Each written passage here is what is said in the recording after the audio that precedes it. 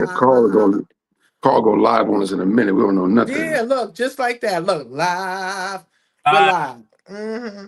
we're live, everybody. Welcome, welcome, welcome.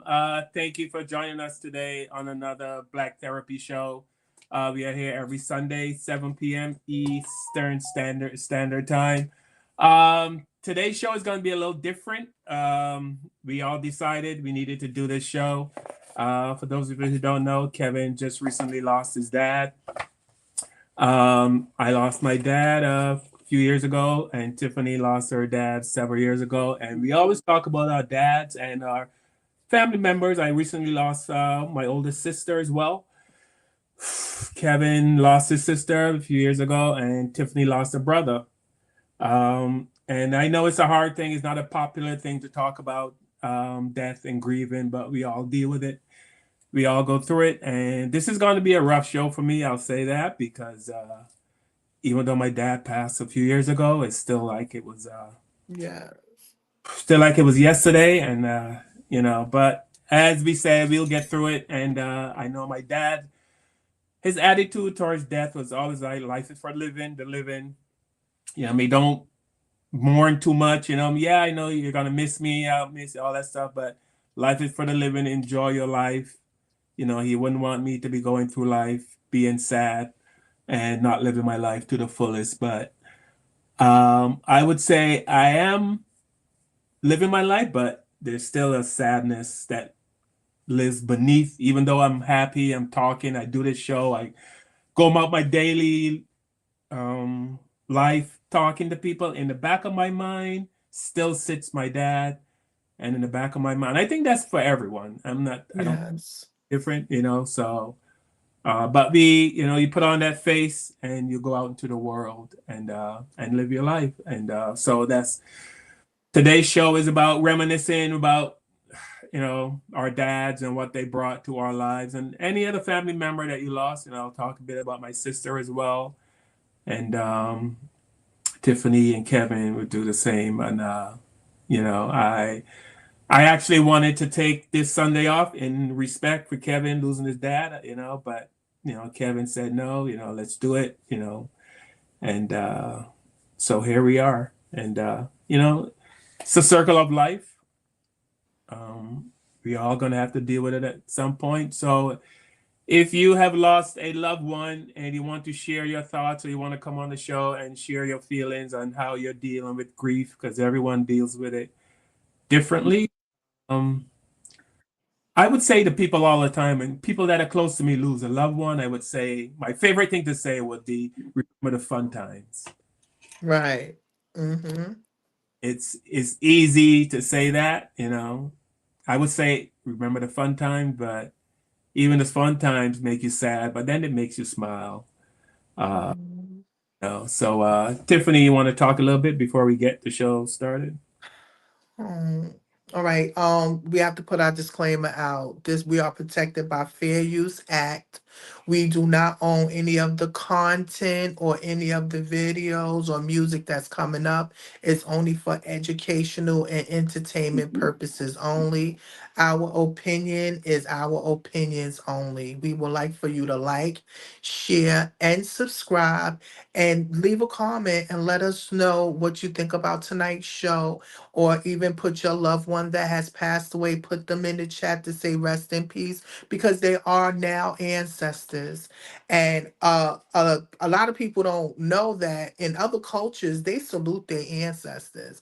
And us as Black people, we must salute our ancestors, because if it wasn't for them, we would not be here. We should have a light for them, a candle for them, and let them know that they will always be remembered. And yes, we must go through grief. Like Carl say, everybody's grief is different. So you have all the time you want, but also remember your loved ones want you to live your life, because when you live your life, you living right through them also. So definitely we send our condolences out to Kev and to your family for losing your baba, your father. We salute and honor him. And definitely, Carl, we know you lost your father a couple of years ago too, and that was a lot for us too. And then you lost your sister. And for me, I lost my dad back in the early 2000s, and it was a lot, you know, to be able to have to deal with someone passing away that is a part of you, the one that the other half that made you. But you know what? My peace was knowing that he was in no more pain no more. And he did a job well done. And I appreciate his walk in life. I appreciate that he met my mother. That was the best thing because that's how we have me. God bless.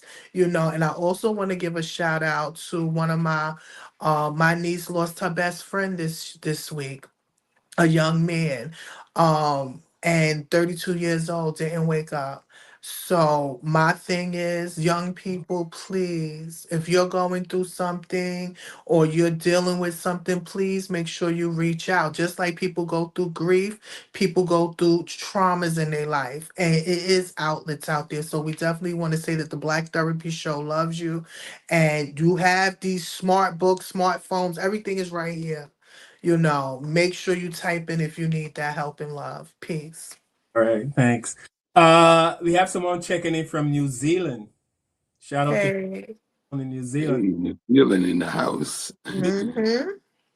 Listen, someone already is in the comments saying black people are usually left wing. I mean, like It's Let's what? what? Let's what? wing, like they already. It's not even a political show. Black people are usually left wing. What does that have to do with grief and losing? You know what I mean, like, dude. Yeah, I'm tonight is a grief remembrance show. And I don't want you to go off, Cav, because right now you don't it's too yeah. much. No, I'm You not gonna go know, off. I didn't understand what the uh watcher was saying exactly. What is he saying again, Carl? I'm sorry. he said. Here's what he said: Black people are usually left wing. Left wing? Oh, Like okay. Democratic, you know, but we're not even talking about that tonight. So, um, Yeah. Um, yeah, okay. Usually, yeah. There's a reason for that. But anyway, uh, yeah. we're gonna show a couple of videos. We're gonna play our theme song, and we're gonna get the show started. And here we go. Let me give you 5 things not to say to a person that's mourning. 5 things not to say to a person that's mourning. The first one is this: at least they're in a better place. While that may be true, while I am crying my eyes out and thinking about the absence of that person, reminding me that they're in heaven is not helpful in the situation. Let's take that one out of our vocabulary. The next one not to say is, there's a reason for everything. Well, thank you for that deep insight. I feel so much more comfort. Could you imagine if when Jesus showed up with Lazarus and them, he said, man, there's a reason for everything, Mary and Martha. The next one is this: I guess you just got a new angel. No, you did not. It's not how angels work. All the angels that were made have been created. When people die, they're redeemed in a new body in heaven, and they are celebrating with Christ forever and ever. You did not just get a new angel. Now, you can remember the memory of that person. Let's not negate that. You can remember how much you love them, but that's not necessarily comforting. The next one is this. Please don't say this to somebody in the midst of their mourning. What happened? You're being nosy. You're not being a person that mourns with a person that mourns. Does it matter what happened? Absolutely not. What matters is the person has experienced loss, and you have the opportunity to experience the ministry of presence. And number 5, don't ever, ever, ever say this: I guess it was just their time. That does not soothe someone's mourning. Then what do you say?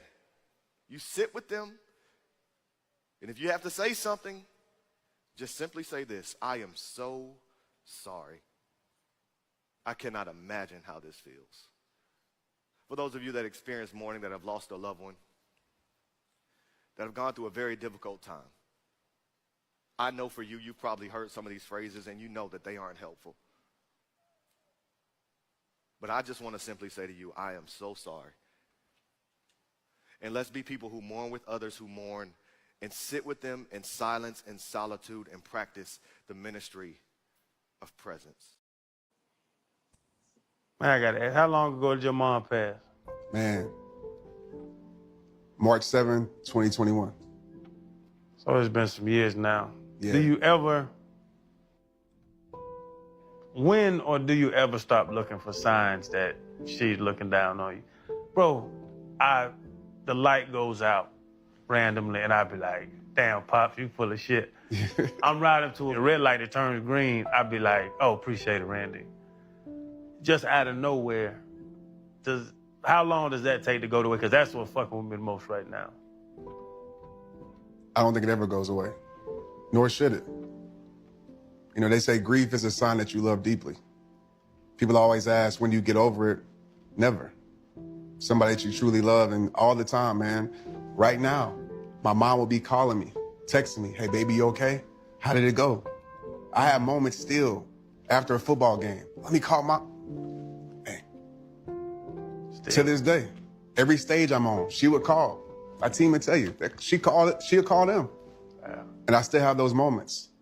That reality hits you again and again and again. But the thing I realized, and I'll share this. When I held my mom's cold hand, man, my dad called me at 4 a.m. and I rushed to the house. I said, thank you, God. The hardest thing ever. But I said, thank you, God, because she's healed. You know what I prayed for? I said, God, give her a healing, spiritual or physical. Physical, but just heal her. And obviously she got a spiritual healing. And I realized that every soul, man, has to finish their race. She ran hers. She ran a hell of a race. She gave us the lead on life, but she gave me the baton. And so, yeah, I have my moments almost every day. But now I got the baton, and I got to do my job to make sure when I hand off the baton, they got a lead on life. So I hold on that every single day, man, even when it gets hard. But I give myself the space and permission to grieve, because we all need it. Yeah, I've never been the same since my brother died. There's a melancholy in me that never goes away. I'm 50% happy and 50% sad at any given moment. And the only advice I can give people for when you lose someone like that is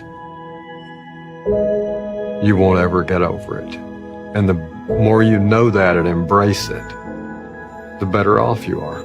I don't want to forget my brother, and I don't want to forget what it felt like when he died, because he deserves it. That's how important he was to me. So if I have to suffer, and if I have to be sad for the rest of my life, and if I have to be lonely without him, without his particular thing, his sense of humor and what he brought to life, then that's the way I honor him.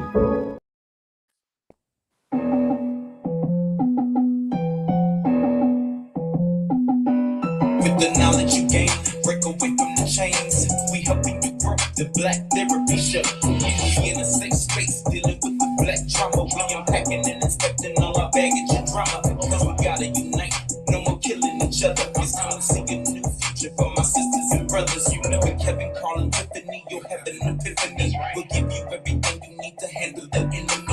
We be giving you everything, we gon' challenge you mentally. The right conversation so you grow exponentially. We built your penitentiaries, we built all your schools. Gave us brainwash education, just making us fools. Hatred was what we got in exchange for love. No more manipulation from my God above. It's Carl, Kevin, and Tiffany. Now Welcome to the Therapy Show. Let's go. Let's go. Hey, what's up, everybody? Thank you for joining us here Sunday, on the Black Therapy Show. As you saw from the title of the show, Tribute to Our Fathers Who Have Passed. That's what today's show is about. We might go into some other blackity black stuff, but the main topic of today's show is loss and grieving. And as you know, Kevin just recently lost his dad. And, I lost my dad and a sister recently, and Tiffany, her father, and also a brother.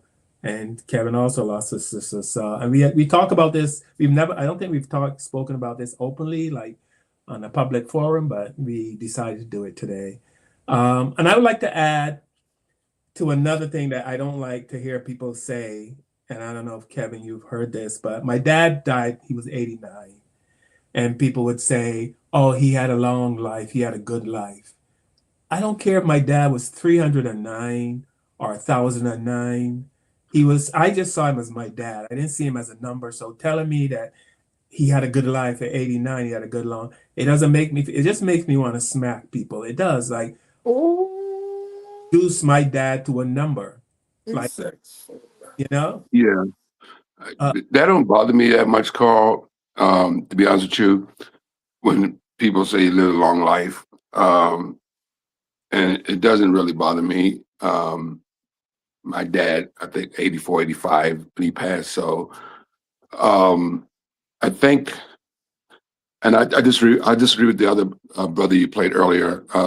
Some of the stuff he said. I think that it's okay for us to believe or want to believe or really believe that our loved ones that pass away are our angels. So I disagree with him on that one. That when people go, "Oh, you have an angel now," I believe in angels. Believe it or not, I Yeah, I believe believe. in the ancestor. Yeah, I ancestor believe energy. in the ancestors. I believe in, um, yeah, we call them ancestors, not Yeah. angels. So Mhm. I believe in ancestors, and I believe in spirits. I believe that our body is a spirit. Inside this body is a spirit, right? And when his body's gone, our spirit still lives.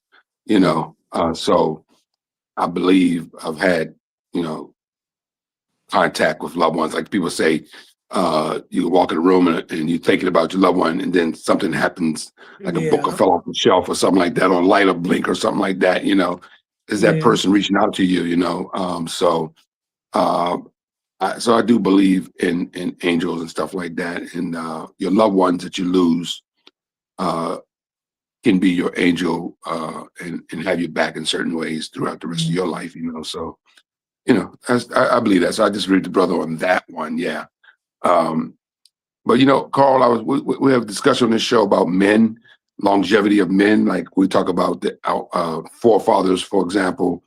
Most of those guys, didn't live that long. Back in the old days, in the early 1800s or whatever, the average man lived, what, 30 years, before they passed away. Like people didn't live into their 80s and 90s back in the 1800s, because of medicine and Right. science and diet and stuff that we know now. But we are able to live into our 90s and 80, late 80s and stuff like that. So in a way, that's a blessing to that we do have our parents longer, because That can you long. imagine? That yeah. Can you imagine your dad in like the 19? Our fathers were living in 1819 or 1920, even 1926. We're living in that age.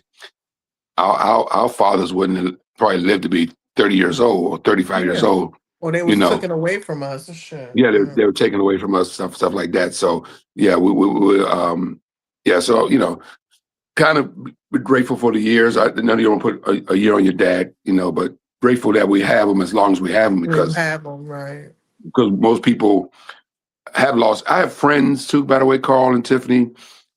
Something I always not bragged about, but something I was grateful for. During Mother's Day and Father's Day, I go on social media and I see all these tributes from my friends Mm-hmm. because they don't have their parents. On Mother's Day, they don't have their parents. On Father's Day, they don't have their parents. And I was like, wow, I still have both my parents. And that was just an amazing feeling.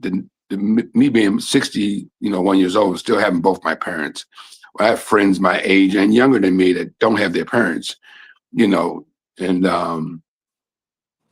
so yeah. It's a blessing to have your parents, man, just live the years that they live, especially if they get into that age bracket of the 70 to 80, or even make it to 90 this day and age. I think we should be thankful for that, because as people, I know people, my niece, for example, both her parents are gone. My sister is gone and she left kids. So my niece and nephew, they don't have their father or their mother at this point. So, and she's in her 30s with no parents. Right. My niece is in her 30s and she had no parents. You know what I'm Right. saying? So that's so I'm blessed to still have my mom here, thank God. And then I just lost my dad on last week. So April 1st to be exact. And I wasn't ready to let him go. Felt like I still had more time with him, but that wasn't the case. But I'm extremely sad and broken over it. But it's part of this thing called life, man. But we're gonna lose our parents and hopefully our parents don't have to bury us, Carl, because something could have happened to you too, brother, early on. And I know your mom is still living, and you just had to lay your sister to rest. So that's the worst thing, to have a parent have to bury a kid, man. And Yeah. that's a horrible thing right there, to have to bury a kid. I can't And the imagine that pain too. they have to go through. Yeah, Yeah. I hope I got to go before my daughter, because I don't want my daughter to have to bury me, man. So Yeah. I mean, I don't want to have to bury my daughter, is what I meant to say. So we so that's another whole nother thing, man. Mhm. Parents having to bury their kids too, so. But Yeah, yeah, my man, mother's a part of that I'm club. just trying to Yeah. say, no, you don't put a number on your dad, man, but try to be thankful for the years that he did have on the planet with you, man. Because if you had him for 89 years, man, you probably want him for another 89, brother. I get it, You man. But said how old was your pops, Carl? 89. yeah, man. 89. So and Again, you see how that's so deep. How y'all had your fathers in your 80s. My father died at 62 years old. that's what I'm trying to say. And That's what I'm 13 saying, of Tiffany. those years he had a stroke. Mm, So yes, I only had 27 years with him. So I understand, and I'm like he said, there's so many people that didn't have their fathers and stuff like that. So it's again, we salute these ancestors, because if it wasn't for them, we would not be here. Yeah. Kevin, do you feel like, because I know with my dad, I felt like I always wanted more time, like mhm. my dad, the thing is my dad knew he was my dad, and I found this out after, but he knew he was dying. But he Yeah, didn't, because had he said the words, "Hey, I don't have much time left," or anything, and I would have been out of this country and back in Barbados for at least 2 or 3 months, you know, right. spend with him. But he never said that. But now looking back on the conversations we had, because when my dad and I used to talk for hours, we used to talk so long. The cordless phones that we would, Yeah, would die on the cordless phones. We used to talk, but we didn't talk like every day or every other day. I mean, it'd be a couple of weeks, but when we talked for hours, and we talked about everything under the sun, life in general. And at the end of every conversation, I would say, "Dad, I love you so much." He would say, "I love you too, son." And it was a very high energy, "I love you" ending. But then coming down to the end, and I didn't know it was the end, but now looking back, I realized it was the end. I would say, "Dad, I love you so much," and he would pause, and I would hear like him like crying, kind of, you know what I mean? yeah. His voice would crack, and he would say, "I love you too, son." Um, Now looking back, that tells me that he knew, that it was coming to the end. But I want to say I don't feel I missed anything, even though I wanted my dad here Right. longer. I mean, when I tell you we covered everything, we talked about death. My dad taught me about how to be financially stable, how to have relationships, everything. We said all the I love yous, any little misunderstanding we had while we were, father and son. We talked about that, squashed it, So I can say that honestly, when my dad went, I had a clear conscience. It wasn't a thing where you go, "My God, I wish I had said this to my father before he went." So I'm just wondering if there's anything with you and your dad. Do you feel that you Well, Carl, I visited my dad at the hospital on March 31st. I drove from Florida. I had a show in Florida, and drove all the way from Florida to Washington D.C. Stopped by, saw my dad at the hospital. I spent about maybe 2 hours, 2.5 hours at the hospital, and left and drove to New York. And before I left, I said, "Dad," he was awake. Rubbed his head and all that sort of stuff. Said, "Dad, I'll see you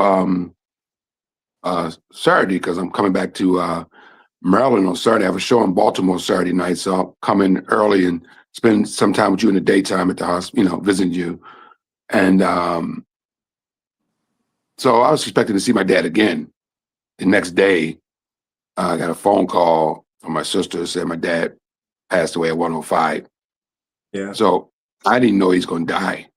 I thought I would see him on Saturday. I know he was very sick, and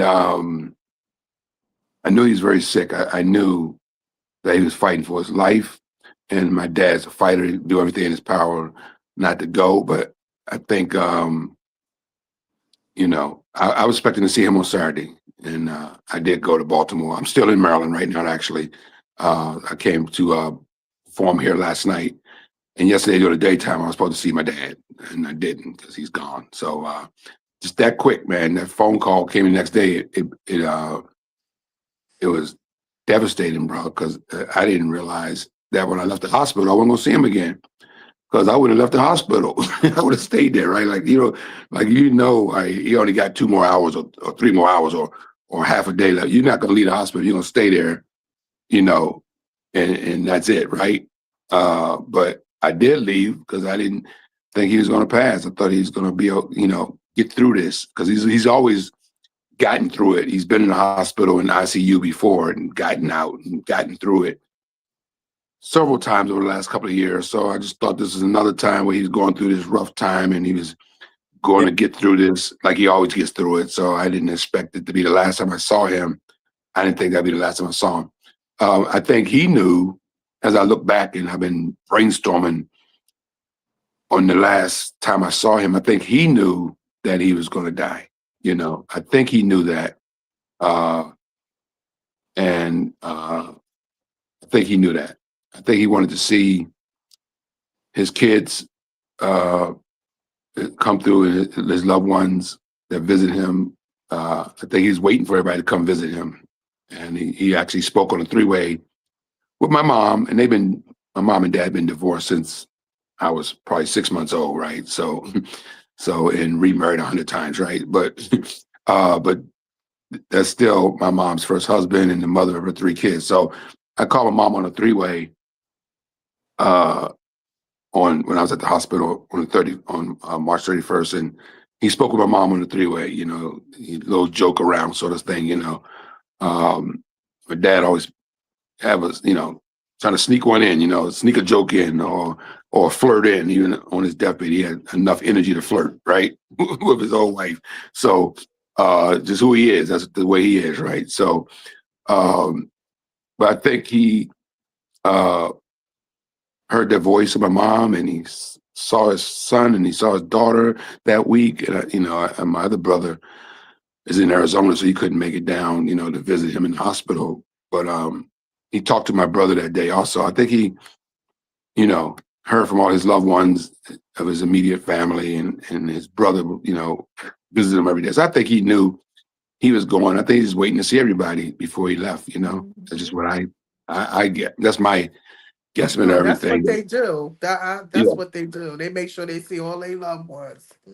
Yeah. But to see him just not even 24 hours later, he was gone, though, Carl and Tiffany. Like, it wasn't even 24 hours since I left the hospital and then got the phone call that he passed. It was not even 24 hours. So that hurt the most, that I was just there with him.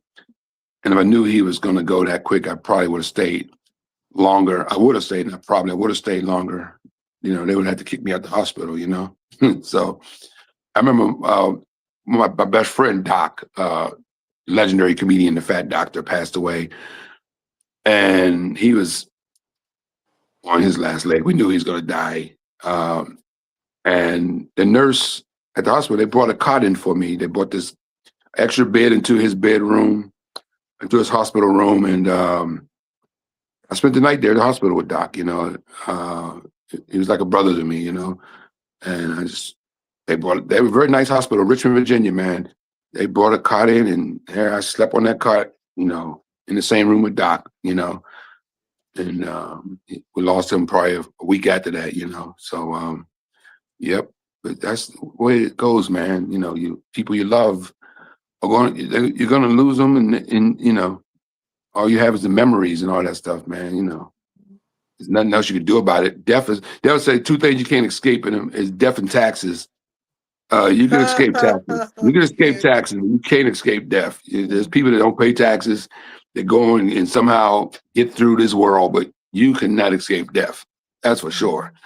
So we're all going to have to bury our loved ones, and our loved ones are going to have to bury us eventually. So That's just the way the cycle is. It sucks. It's horrible that we have to lose our parents. It makes no sense. I don't understand it. You look at it from a spiritual point.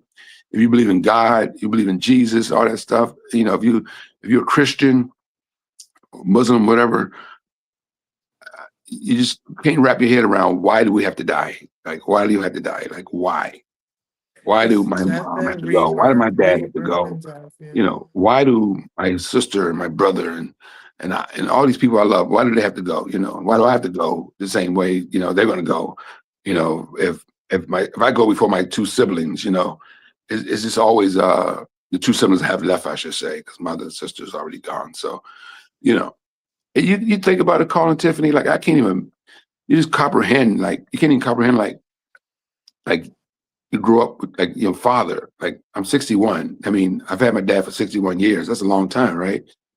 I mean, I should have him longer, but that's a long time. Like I talk to my dad, like I can't make those phone calls anymore, you know? Like I can't call him anymore and say, "What's up, man? How you doing?" Or, you know, "I'll see you when I come through town, take you to breakfast," you know. None of that. That's all gone. It never happened again. It's crazy. And then you just try to find something to hold on to, your yeah. memories, you know, souvenirs or anything, you know. Mhm. My sister, I'm at my sister's house right now here in Maryland, and she found some stuff from Dad's house, and she gave it to me today. And she gave me this ring right here. It's my dad's ring. Mm. Called it Tiffany. I put it on my hand, and she handed me the ring. Right? She goes, "That's Dad's ring. I want you to have that." And she gave it to me. I put it on my hand, and immediately I turned around. I ran up the steps to the guest bedroom where I slept at last night, and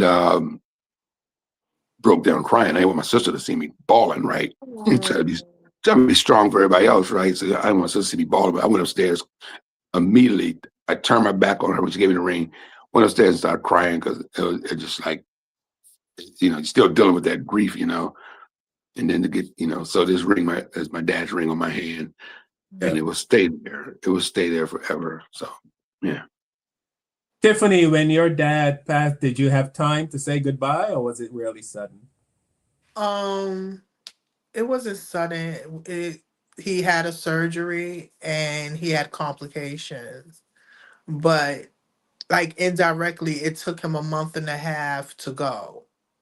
Like he could have probably died on the table, but it's like he waited so we can be able to deal Yeah. with him leaving. You know, my sister was out of town. My sister was able to come in back into town and stuff. And you know and one of my clients, because I was really being like, my father's gonna make it, I gotta, be strong for him and stuff. And one of my clients told me, she said, stop being a selfish child. She said, maybe he is tired. He lasted a very long time. My father lasted 13 years with a stroke, and being on dialysis and everything.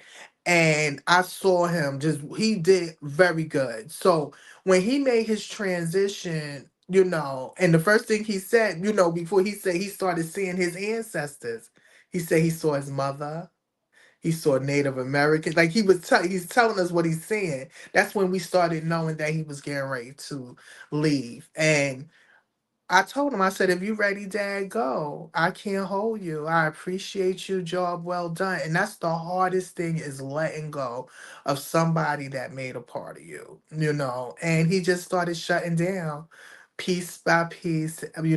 His organs were shut down. And I made sure that we buried him properly. He's buried near his mother. She made sure. And so, Bug, that's another thing, that's something that you said, called, do we talk about death? Do we talk about death with our children? How to financially take care, or getting paperwork together. We don't talk about that, and we need to talk about that more. My grandmother would pay this man every 2 weeks, and I was like, Grandma, what are you doing? She said, I'm taking care of future business, not knowing that she was paying for their plots. So when my father made his transition, my uncle called me and was like, your grandmother already said she want her son buried right next to her. So she had all of that planned already. And I was like, wow, not knowing, but it helped out so much. You understand? So, like I said, everybody grieves differently and deal with things differently. I was at a peace. Like I just didn't want no more pain. You don't like your parents going through it or hurting or or anything like that. So I made my I did what I supposed to did as a child, and that's what I tell people today. Do what you have to do for your parents, because you don't want no regrets later on. You don't want them to say, I wish I would have. I made sure I did. Even with my mother right now, with her taking care of her, I told her, and she said to me, that's another thing.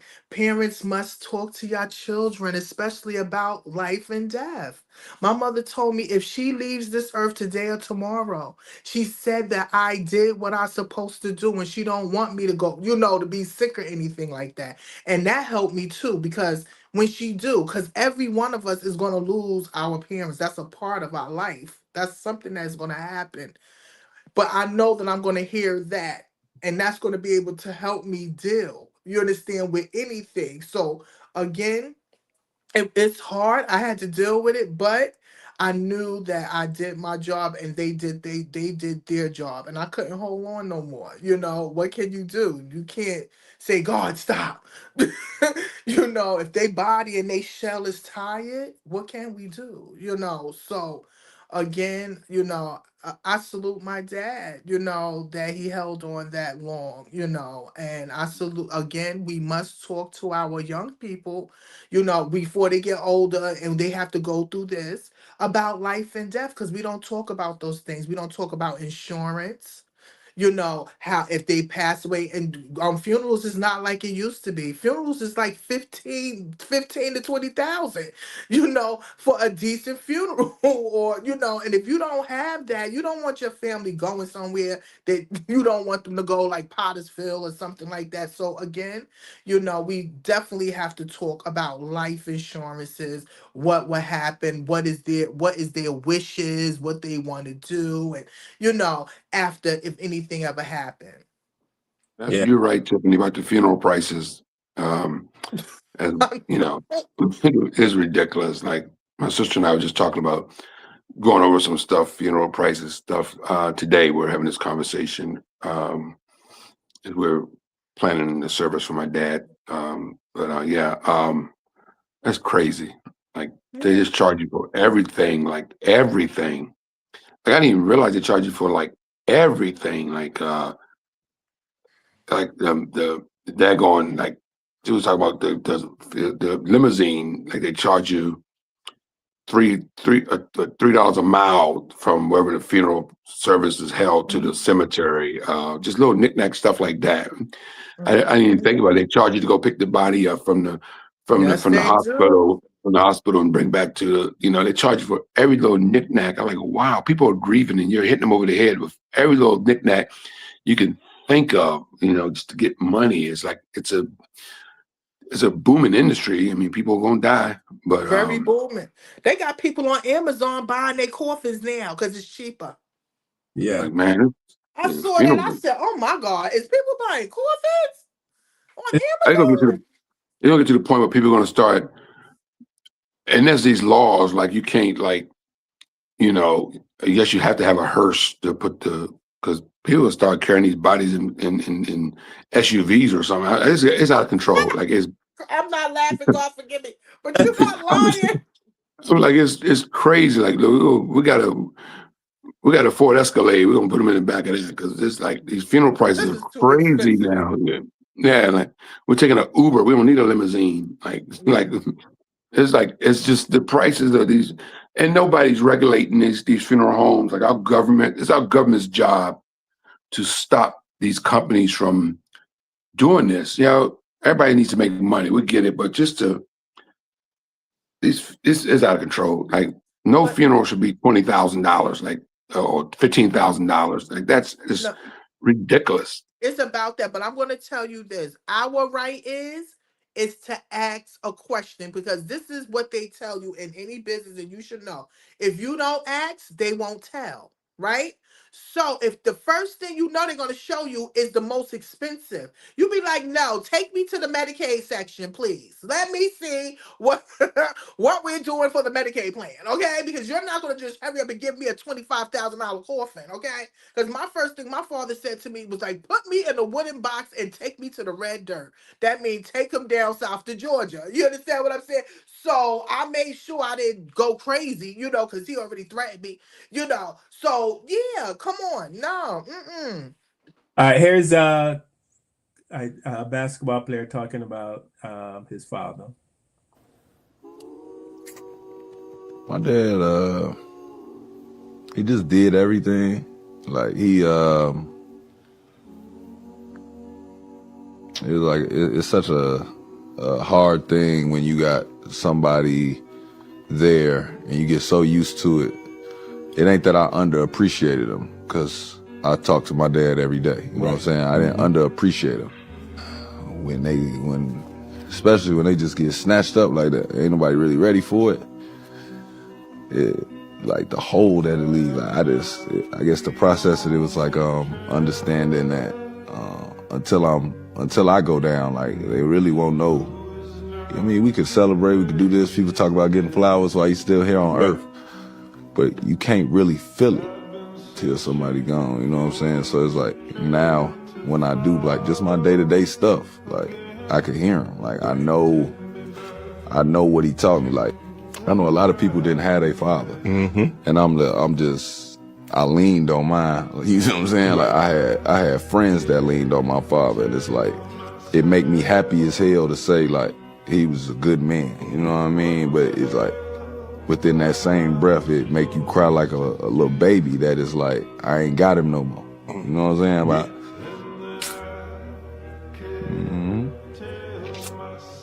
Yeah, he was the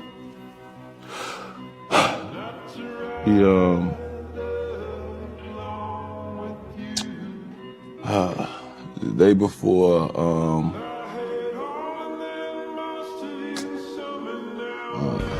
my bad.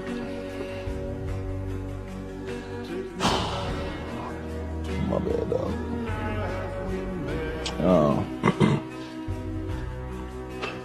He really my bad.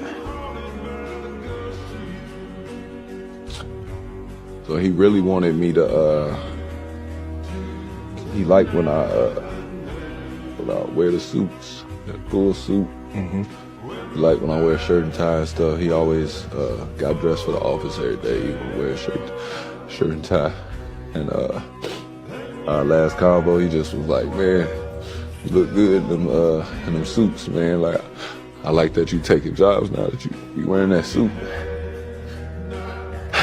And then he told me don't come home, finish filming, because we was filming the podcast. Told me and my brother not to come home, finish filming. He got to go in the hospital. He'll be right back. Yeah, that was the last one. But. Yeah, that's Iman Shumpert. Yeah. Shumpert. Yeah. I mean, I used to feel like, and I know this was kind of silly, but I used to feel like I love my father the most. Nobody loved their father the way I love my father. Nobody feels the way I feel. Yeah, I'm the only one that know. I had, you know what I mean? But, I know everybody, everybody Funny, loves. Huh? I'm about to say it's weird. Listen to you talk about your father, man, because we always doing always a lot of jokes during Father's Day. Like fathers don't get the same respect and love that the mamas get. Like Father's Day is like a so-so holiday, and then Mother's Day is like this huge holiday in America. You know what I mean? Like it's like night and day. You know what I'm saying? Like Father's Day and Mother's Day in America. I don't know about where you're from, Carl, or other countries, but all over the world. Yeah, all over the world. It's night and day, bro. Like there's always these memes and stuff that come out now. People get their father a cactus plant or something, or old ugly tie. But then on Mother's Day, they pull up with a Mercedes Benz. You know what I'm saying? It's like it's so night and day how moms get treated different than the dads, you know. It is a weird thing, you know. Like, I was a single parent, man. I raised my daughter, uh, you know, and her mom didn't, you know. Like, I was a single dad, right, to my daughter. But the big piece of chicken. no, in my head, what I'm saying is I know my daughter to this day is still closer to her mother than she is to me. Oh, You that's know what I mean? always, I heard that happening. Yeah, so it's just straight like, well, wait a minute. You know, Bill Cosby had this famous joke. He used to say, I go out and I teach my son how to throw the football and shoot the basketball and throw the football and catch the football and run the football. And then one day my son is on NFL team making millions of dollars, and the camera comes on him on the football field and he goes, "Hey, mom." Don't say, "Hey, dad." No, it's never "Hey, dad." It's never "Hey, dad." It's "Hey, mom." Bill Cosby made that point, and that's real though. Like, he was the one that taught his son how to play football and make it to the NFL, become a big TV, and then he gets on TV and he goes, "Hey, mom," never "Hey, dad." So it's a because she's the one that feed him. yeah, exactly. So, you know, just hearing Carl talk about how much he loved his dad, it made me think about that. Like dads really get shit on, man, a lot. You know, especially when it comes to holidays. When it comes to holidays, man, you know, it's Maybe in crazy. the media. I think maybe it's in the media because they don't want us to salute our dads too much. But yeah, maybe in the media. But I know that y'all took care of y'all dads on Father's Day, right? People gave y'all love on Father's Day. I made sure I gave my dad what he needed on Father's Day. Or any father that I know that deserves something nice, I'll give them something. Or give them a shout out or something like that because you really, it is good dads out there. It's just not shown enough. Now, mothers, they gonna always give mothers a little extra. She had to go lay on that table and scream and holler. So, definitely shout out to dads. In Barbados, You screamed and hollered before you got to the table. You know what? Barbados for Mother's Day, the church has a special day. It's a Mother's Day. It's a big thing. The churches have this special celebration for Mother's Day. It's a whole thing. And but for Father's Day, it's just nothing. Absolutely. Because nobody thought to create something. Why nobody thought about create? Even the men, y'all can create for yourselves. Come on, y'all always need the woman to be like, let's create something for the man. The men who make a big deal out of Mother's Day, because let's be honest, and not to move away from this, but men's feelings and what men needs are not really, the world isn't really concerned about that. You're a man. You're supposed to go out and make money and take care of your family and shut up. Oh no. That's the way and that, like, we're just, just provide. Just you go out. I feel bad that you feel like that. I don't want my man just It's to not, shut up. It's true though, Tiffany. I know. And also, most women outlive men too. Like uh, most women you meet that are widow, you meet more women that are widows than men that are widows. You ever notice that? Like most Yeah. married couples, the man goes first. So yeah, it's I was performing on cruise ships a lot, and when I meet on these cruise ships, I meet a lot of women on there, widow. Like, oh yeah, my husband died 10 years ago. Like, you never meet no man on the cruise go, yeah, my wife passed away. It's always the like, you're on a cruise and your husband's somewhere, you know. So it's interesting. But I have met men these past 10 years that either lost their girls to pregnancy or getting hurt or was sick and they wound up being single fathers, because of, young ladies passing away. And I never saw that growing up, but I saw it more like the past 10, 15 years. It's a whole difference in, rearing childbirth now. A lot of women are dying in childbirth. And that's sad too, because now the men have to take care of them children, because you the guardian. So yeah, I'll give a shout out to the dads. Yeah. Yeah. So, I mean, I had of all my dad gave me lots of physical things like toys and bought stuff for me, but the best memories that I had of my dad is him and I just doing stuff together, like fishing. We went fishing together. I remember my dad I thought I was helping fix his car. He'd be working on his car, and he would have me hand him tools, pass me this tool, and I really felt like I was helping. You was helping. Um, and he would have a bucket of some kind of cleaner that he would clean his hands in. So I used to dip my hands in it to make my hands dirty, so it looked like I was, what I mean. So Oh, he looked Carl. working hard. He used to laugh, because he know I didn't do nothing. But yes, still.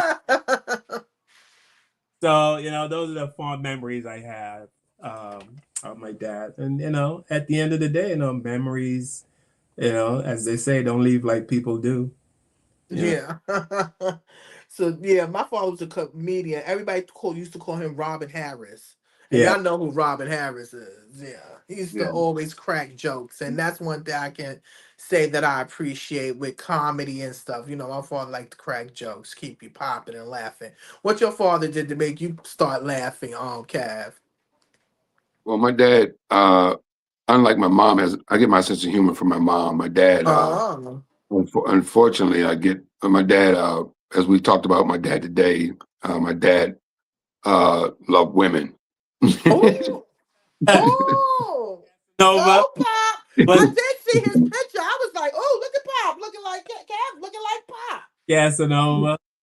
Yeah, my dad was a ladies' man. That was his claim to fame was the women. So good looking man, handsome dude, and just love the ladies. Oh, his favorite things in the world were women and casinos. He loved dad loved the casinos too. Dad's a casino man, so he loved the casino and he loves the ladies. So I can see that your was father chilling in the casinos, right? The heaven casinos with his that, lady angels. that's his thing, man. That was his thing. The casinos and the ladies. So no doubt about it. All right. You guys want to change up a little? Yeah, we change up, Yeah. man. Who you about to talk about now? Let me ask: is Chili done? Are we done? Are we done with Chili? Are we done? I'm done with Oh her. my! I'm done with her. She's done. Period. I think she's done. I don't Period. know. I've But been done with Chili. I think we have selective outrage though, which I don't understand. Like Chili is like she's getting it handed to her right now, and I don't think she's going to come back from this. I think she's basically is this new Stacey Dash because I don't think there's no comeback for Stacey Dash, But I think we're not that harsh on the Mike Tysons of the world, who's a Trump supporter. We're not Mike that Tyson hard is on. different. We're not that. If you support white supremacy and you're black, you support white supremacy and you're black, Tiffany. So Mike Tyson supports Trump. His claim is, well, Trump looked out for me back in the day. Whatever. Okay. That's the hill you want to die on. But right now he's hurting your people. He's hurting the people that look like you. He's hurting people from your neighborhood that you grew up in. He's hurting people that look like you. Chili, he's hurting people that look like you. He's hurting women. Over 300,000 black women were forced out their jobs and lost their jobs because of this guy. And you support him, Chili? Seriously? So no, she's done. But She's we don't on have the the same same. outrage. We don't have the same outrage for LT, the football player, legendary football player who support Trump. We don't have the same outrage for Mike Tyson who support Trump. We don't have the same outrage for boxing legend Tommy Hearns who support Trump. So, but we're and there's others. I think Snoop caught the same Oh, heat. that's what I was about to say. She's on the same list. She's on the same list with Snoop and Nelly. Ludacris Yeah, Snoop almost and got Nelly. on there. Chrisette Michelle. She's about to be off her probation soon, so she might can get back into the cookout. But no, I'm not. Yeah, so Chili Chris. has always been weird. I don't know why Chili's always been weird to me. I'm not surprised. But how about if celebrities, why they just gotta tell us nothing? We don't want to know because if we know, we're gonna dish you. You understand? And now that she done, and to be honest with you, you know who outed her by mistake? It Who? was her T-Boz. I think T-Boz was talking about saying, "Oh, my band member voted for Trump," because that was trending too. You understand what I'm saying? So I think it fell out, and I'm not surprised that they dug it up. She's definitely, and she's not the only one. I think somebody else said, "Don't be surprised how many people we look up to is down for Trump's business, or remember they're part of the rich class. Okay, when you rich, you done signed your name to the devil. Most of them done signed their name to the devil, so they can't say nothing or be right along with them just the way Nicki Minaj is." Oh, Nick Cannon wasn't it dragging his ass and he ran to the black community for help when the Jews were Yep, yep. Well, Nick Nick Cannon, another Cannon. one. Yeah, he's him and Amber Rose because Nick Cannon said he's not following no party. He's not following no Democrat. He's not following no what's what. He told a history, and a lot of black people didn't like his history and how I think what Amber Rose Hey, said. Tiffany, he didn't tell all the history, Tiffany. He just Right, he told didn't tell. the That's part what that they were looks saying. That good. he didn't say Yeah. all. I didn't see the whole thing because I didn't care. Because I don't really feel him too much because he be backpedaling and he got to He said backpedal. He has to he said that backpedal because he's being paid by the white man. So he's saying that the KKK comes from the Democrats, and he was correct. right, He also he that's also it. said he also said that um,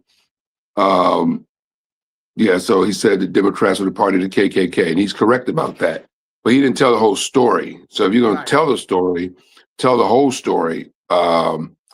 Because he was correct about that, but he also didn't tell how the party switched, right. switched He didn't around. He tell didn't tell that that part. story. Right.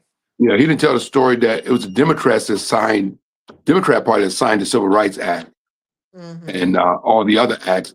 Any rights that the black people have in America today uh, happened because of legislation that the Democrats signed. That's all. I'm gonna leave it at that.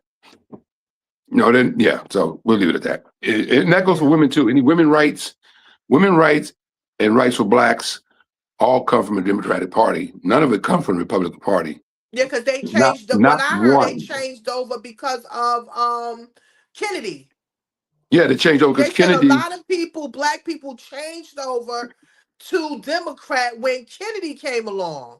And then what happened? He got murdered. You understand what I'm saying? So now you're stuck with the party. Like But to me, I think everything's a setup. but a I'm lot really of the Dixiecrats is what we call them now. Mhm. That was the racist Democrats were upset with Kennedy because he was starting to work with Dr. King on the Civil Rights Act. Mhm. So they were pissed about that. They didn't want the blacks to get, the Democrats in the 60s, early the 50s and 60s did not want all of these rights for black people because they were Right. some racist bastards, Right. right? They wanted to control. But Yeah. Kennedy was working with King on trying to change things. So all of them said, okay, well, we're just going to switch parties. We're going to go over and help this other guy become president because this other guy, we know he's a racist ass Kennedy. So we're going to go vote for the racist Republican guy. And that's what they did. They all switched over. And then when Kennedy was assassinated and then Johnson signed the Civil Rights Act, all these racist Dixiecrats then became the Republican Party, which helped put Nixon in office, Mhm. and then Reagan, and then the history did it. So and then George Bush Sr. come from Reagan. So all of these people, all these Republicans that have come since Nixon been supported by this Dixiecrat party, which is formerly racist Democrats that turned Republicans. That's why we have the party today of yours truly, Donald Trump. It's the same, and it's just the kids now are grown from, their ancestors were the Dixiecrats. Now they're just Republicans now, So yeah, I mean, when you think about the guys like John Lewis and all those people, those were Democrats that were fighting, and Dr. King never really put himself at any, Democratic at any party. He never said I was a Republican or a Democrat. Right, he wasn't all into the But political, I suspect he voted, since he fought for voting. I'm sure he voted for who was best for our people at that time, and it wasn't, at that time it was Kennedy, who was, I guess, best for our people, who was trying to do us right. Kennedy was trying to do us, he was trying to make a difference. His brother Bobby was trying to make a difference. Those guys were trying to make a difference. They weren't perfect, but they were trying to make a difference and open up the doors, and that's why they both were assassinated. Both of those brothers were assassinated, along with King in the 60s. All three of them were murdered in the 60s. Was lit. Yes, we lost Malcolm X in the 60s. We lost Dr. King in the 60s, and we lost Bobby and John Kennedy in the 60s. So the 60s was no joke. You're right. But had those four men lived, we'd probably be living in a better world right now, most likely. Don't the black entertainers realize that the only thing the MAGA movement uses them for is entertainment? That's no, all they don't. They don't know that. They don't know that. Information is power. When you're rich, Carl, and when you're rich, you're powerful.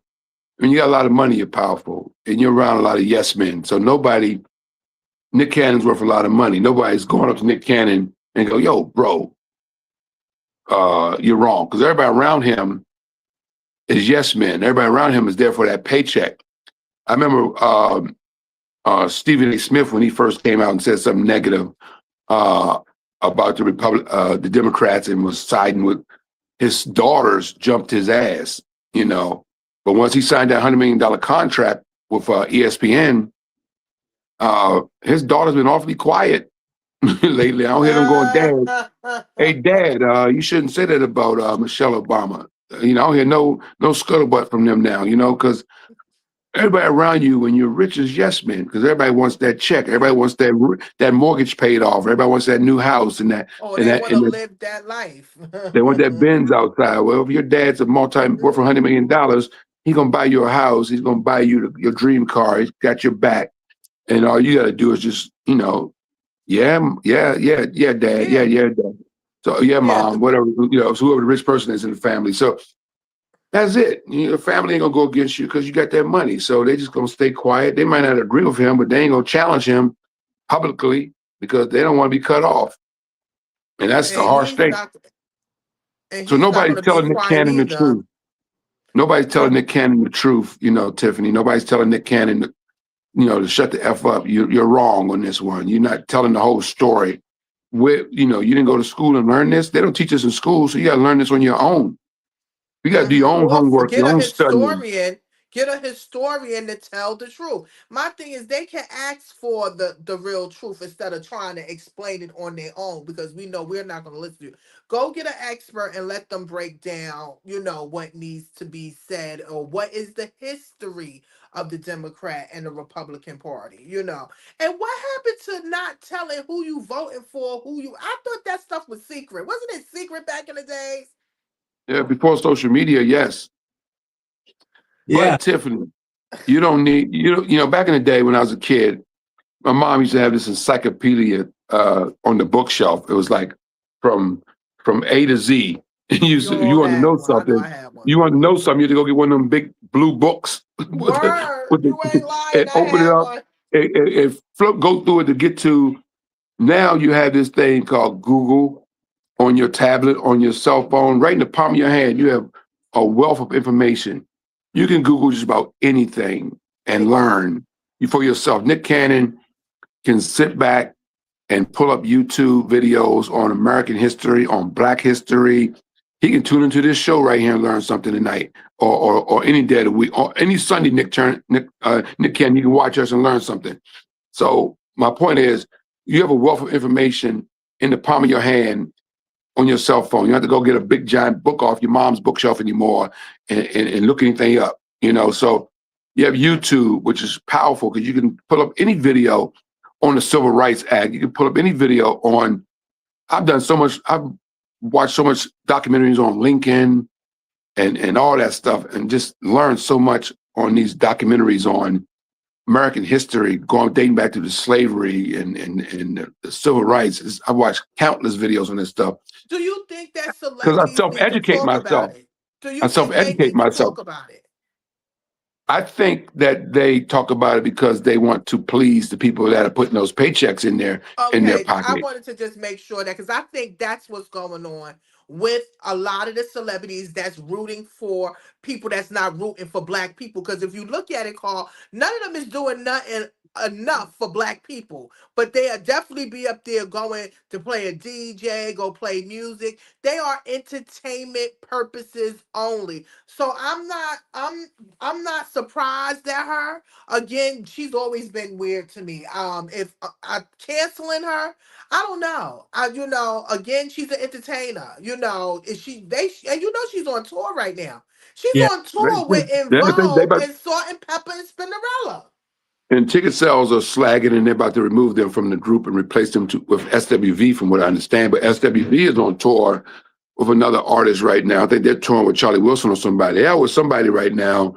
I think they are with Keith Sweat. SWV is out with Keith Sweat, I believe. And that's the other reason TLC is still on this tour, because they haven't found the right group to replace them, because they're trying to replace them ASAP I heard. off this tour. Ticket sales are slagging. People are getting in Chili's ass when she walks out on stage. She's hearing some boos. She's not getting the reception she would normally get. Nobody's happy with her right now. Nobody wants to see her face right now. And she needs to go. She needs to go on a vacation, because She shouldn't have said you nothing. have a right to vote.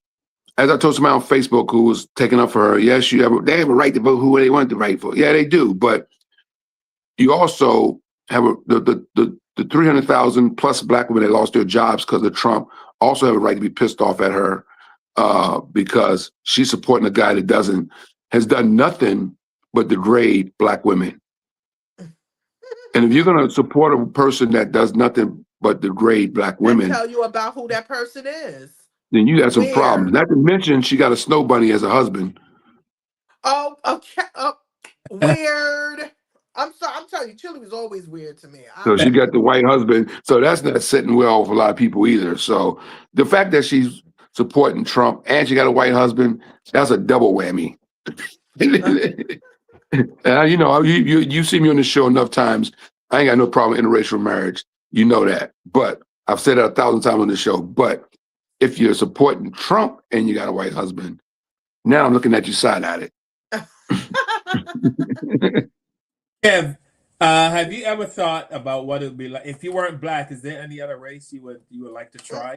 No, because black is the Are you there? Yeah, You talking to Tiffany? Okay. Okay, here I go. But no, you said would I choose another race? If you had a choice. Oh no! If I can't choose alien, I'm choosing. I'm good with black. I wouldn't want to come back and be another race. I like being a black person. If you We are had the to, true. Tiffany. Yeah, we are Tiffany, the the true question is original if you people. had to. Tiffany, if you had You said if to, I is the had to question. change? No, I'm not changing. I like being black. No. All We right. know that. Here's Carl, how about yourself, Carl? some people that question. I'm gonna answer it after we watch this video. Okay. Watch this video. I'll have comments at the end. If you could be any race other than the one you are, which would it be? White. So I'll get white privilege. If you had white privilege for a day, what would you do? Oh, that's a hard question, actually. What would I do?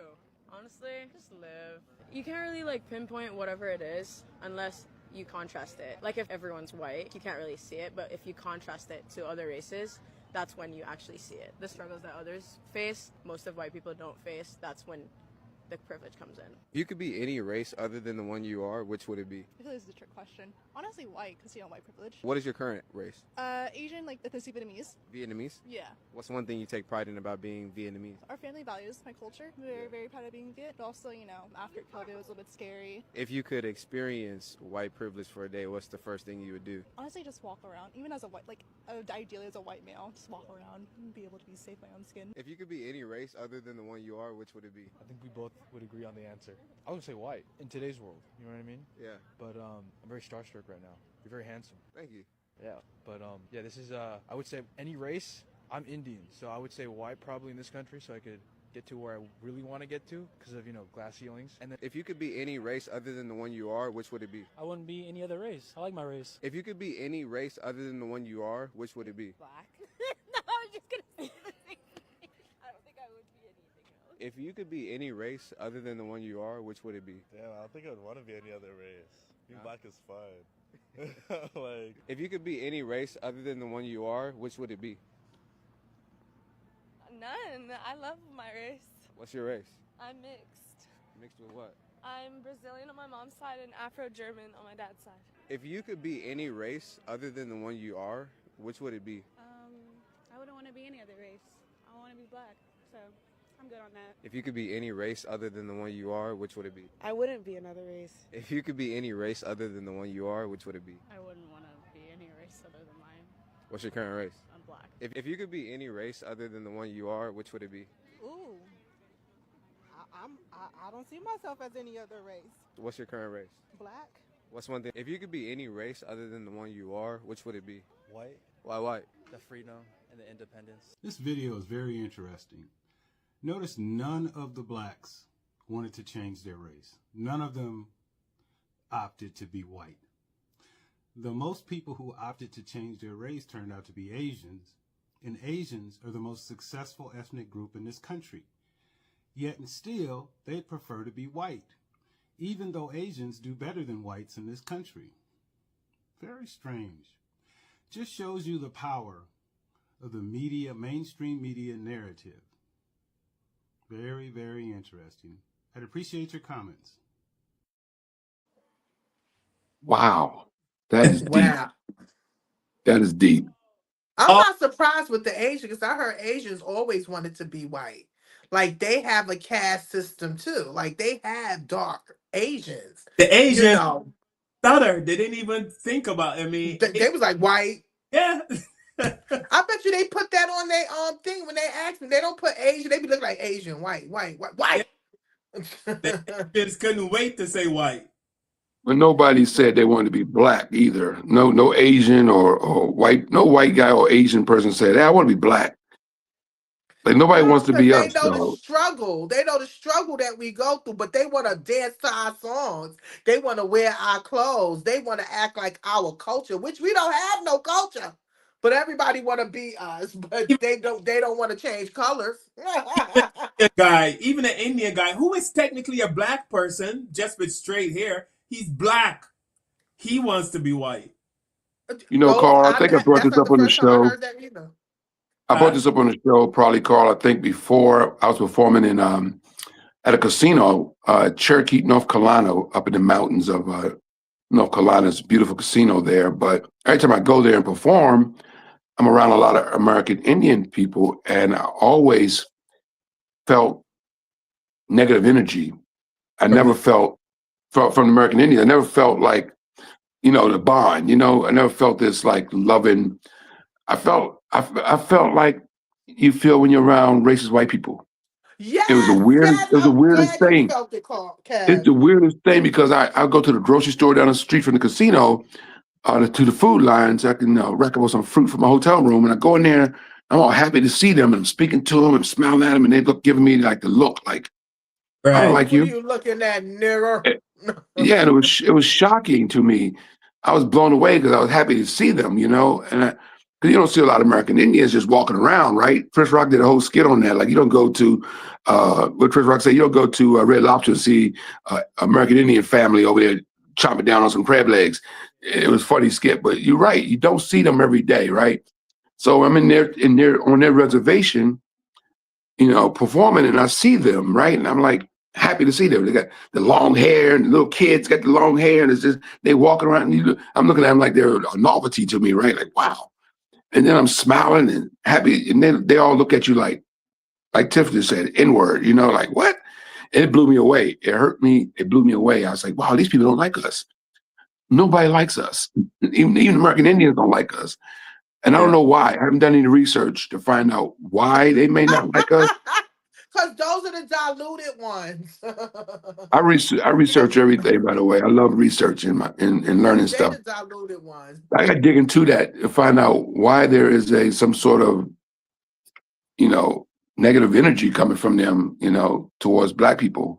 Maybe Other because than the we brainwashing that survived the everybody slave gets towards trade. us, Carl and Tiffany, right? Everybody's brainwashed to not like Black people. So, Yeah.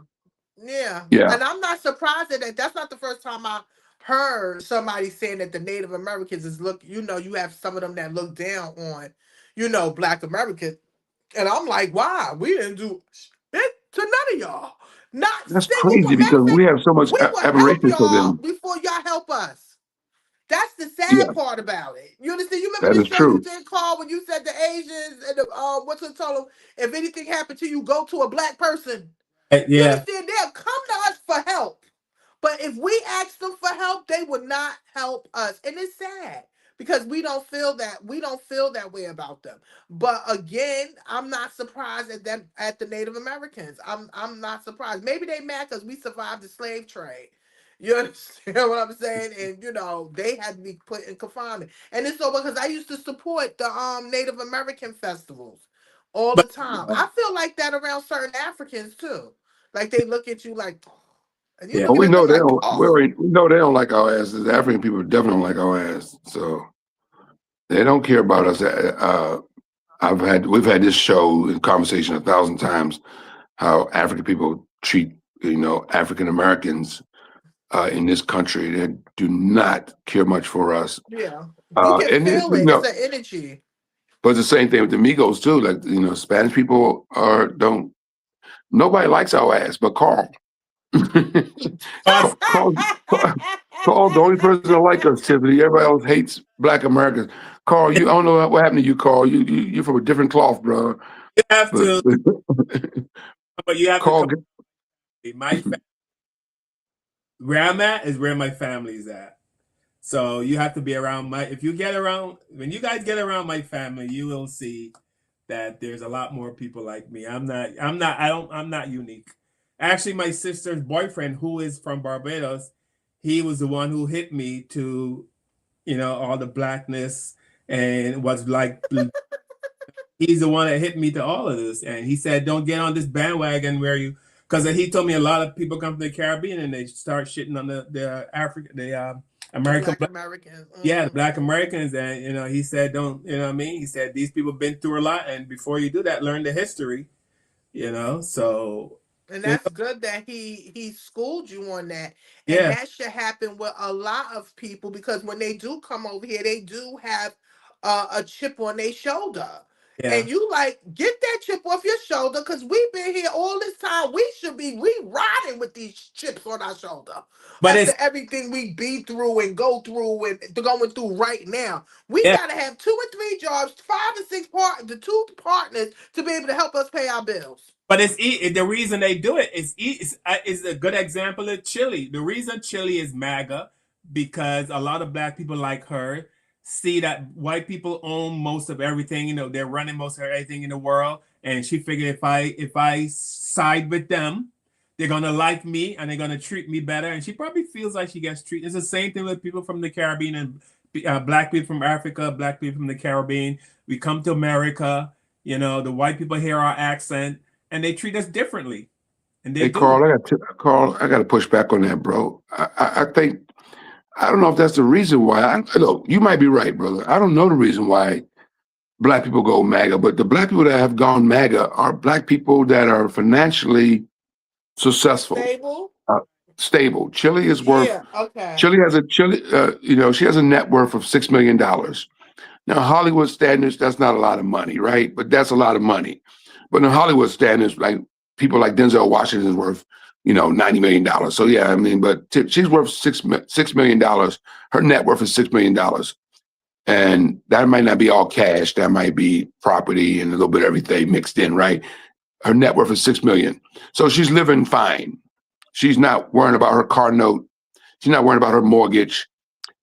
She's not worrying about if her kid's gonna go to decent schools or whatever. She at 6 million, she's doing okay for herself. She's not worrying about putting some meals on the table with the WIC card coming in tomorrow. She's not worried about none of that. She's not us regular people.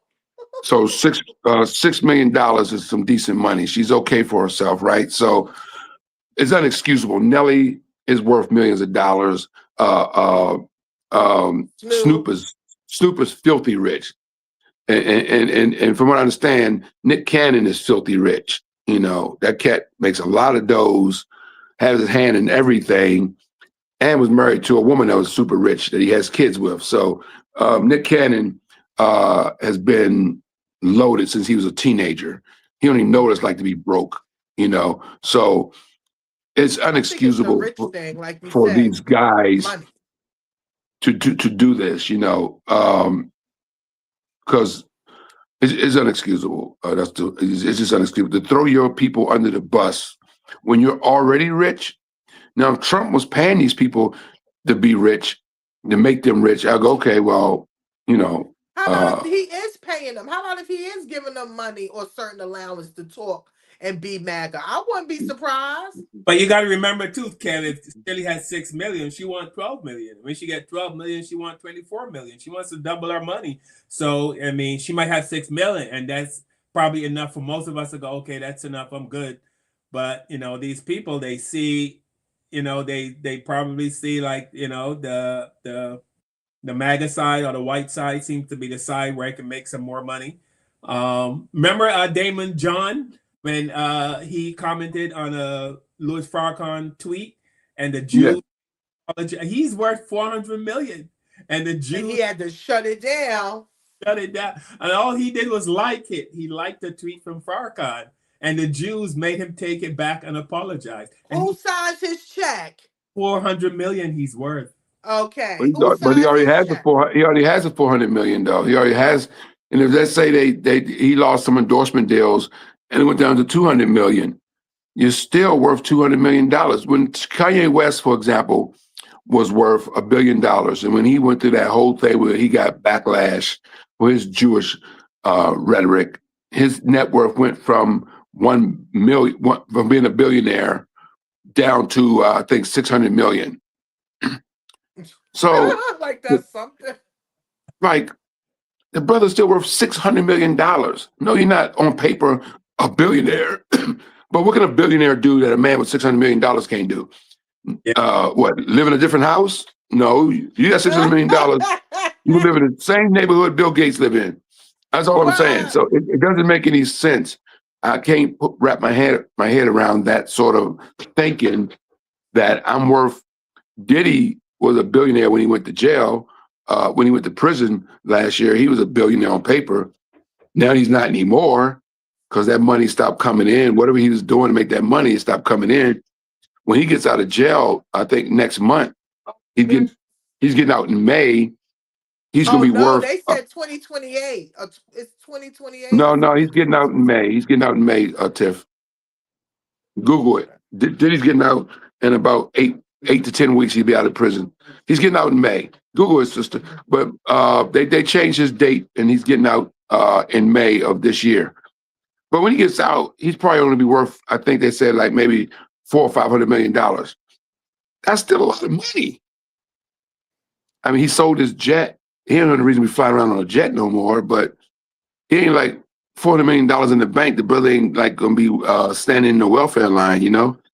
Going, is that Diddy in the welfare line? You know, like the cat. Carl, I sent you a clip. I know you probably didn't get it. I sent you a clip of Muhammad Ali I think I sent it to your Instagram or maybe our chat line, but it was Ali talking about, I sent this to you like maybe 3 or 4 days ago, a clip of Ali talking about he don't need all this money if his people are suffering. Hold on a second. Hold on a second. You see me in the ring fighting, it's not just to prove I can beat this man, it's to beat this man and to go back to Chicago and walk Skid Row, go to Harlem where the black people are taking needles every day. Dope is a big thing in America. People are dying. Black women are walking the streets, prostitute themselves. When Muhammad Ali come out, for 1 hour they're righteous. So my fighting is for purpose. To pray to Allah, represent Allah, and go back to the hells of America and walk the streets of my downtrodden people, because all big black people don't no more want to be black. I can say it loudly on television here in the world. No, I'm the only big $1 million making in the white man's world of prestige who speaks for his people 100% and don't give a damn about the money, being shot, take the title, take it all, and to go to jail tomorrow. I love my people, and I'm not going to sell them out, make no movies, and mislead them and marry blondes, because I'm one Negro who the boss let me come in the castle, and the rest of them in the fields catching hell. I'm going to the fields and represent them if it means die. So that's why I fight.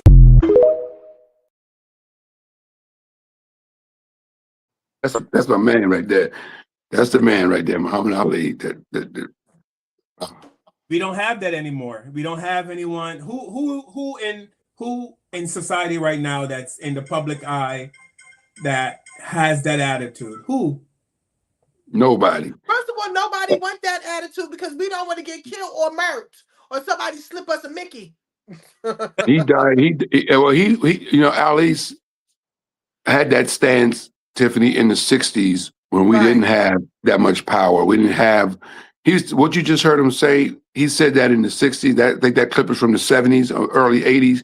The man has always had that stance since he became a champion in the 60s, along with Jim Brown, Kareem Abdul-Jabbar, all those guys, Fred Williamson, Dr. King, all those guys, man, they had no fear back in those days. Yes, Dr. King lost his life early on. Malcolm lost his life. The only other person, but Ali died, lived a long life and died from a disease. He wasn't murdered for his stance. He wasn't killed for his stance, but I mean, the only other person I know that's close to Muhammad Ali was Malcolm X.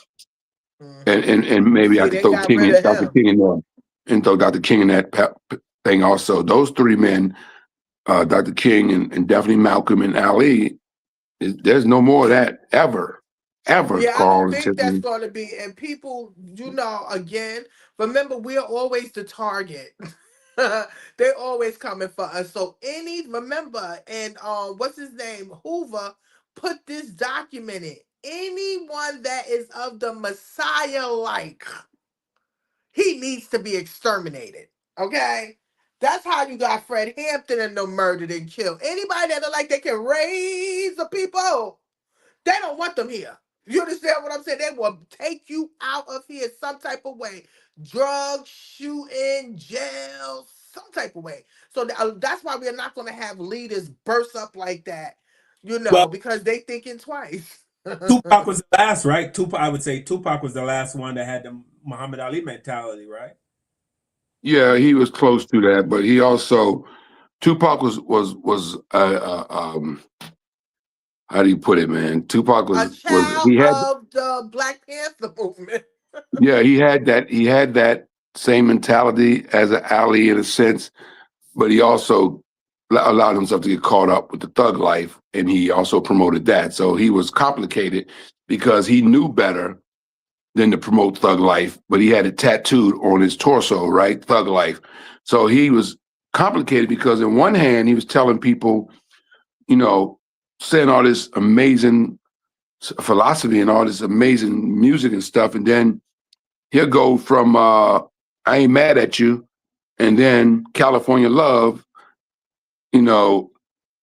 or did he talking about in his next song, he's talking about gangbanging, you know what I mean? So it's like, but that's what was selling. That's what was I selling. know that's what was selling, but you can't have both worlds. That's why he's no longer here, because you can't live both worlds. I know what was selling, but he was conned into that, and he was conned into that by the powers that be, the Suge Knights of the world, and all those people brought him into that world, and he bought into it, right? But that's what was selling. You're right, Tiff. That was selling, but Tupac was so powerful, he could have probably sold preached more positive stuff. He has his positive songs, but he He preached was so a much about positive death. thug. He was a Yeah, positive thug. We got to say no, he's that. a bad dude. Mad Yeah, respectful. but I'm a huge yeah, we Pac have, you fan. know, yeah, because Huge Pac remember that fan. timing, the rappers was, remember, rap was just starting, like, you know, it was in, I think about 10 years or something like that, 10, 15 years, but it was a lot that they had to do. I think a lot of rappers found out that rapping was like the hustling game on the street, like slinging coke and crack. It's all about how many hits you gonna make, how many records, who's bigger than one, who makes more money. Like I think him and Biggie didn't think that it was this off the hook. They lived a It's a lie. They game. lived a lie, Tiffany. Both of those Yeah. guys lived a lie. 'Cause both of those guys Yep. on vinyl wanted to be gangsters. And in real life, they weren't gangsters. And they got caught up. If you listen to Biggie's album, you listen to Biggie's CDs, he's always talking about his boys and banging somebody out with their guns.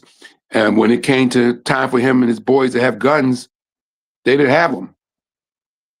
You know, they didn't have them that March night. Was it March 31st when he was murdered? They didn't have it in L.A. March 7th. I'm saying March 7th in L.A. That night.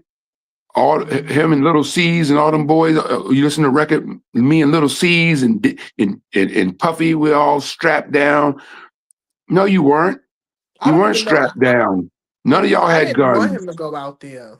A None lot of of them people had from guns. Brooklyn did not want him to go to California. When he was in California, we like, why?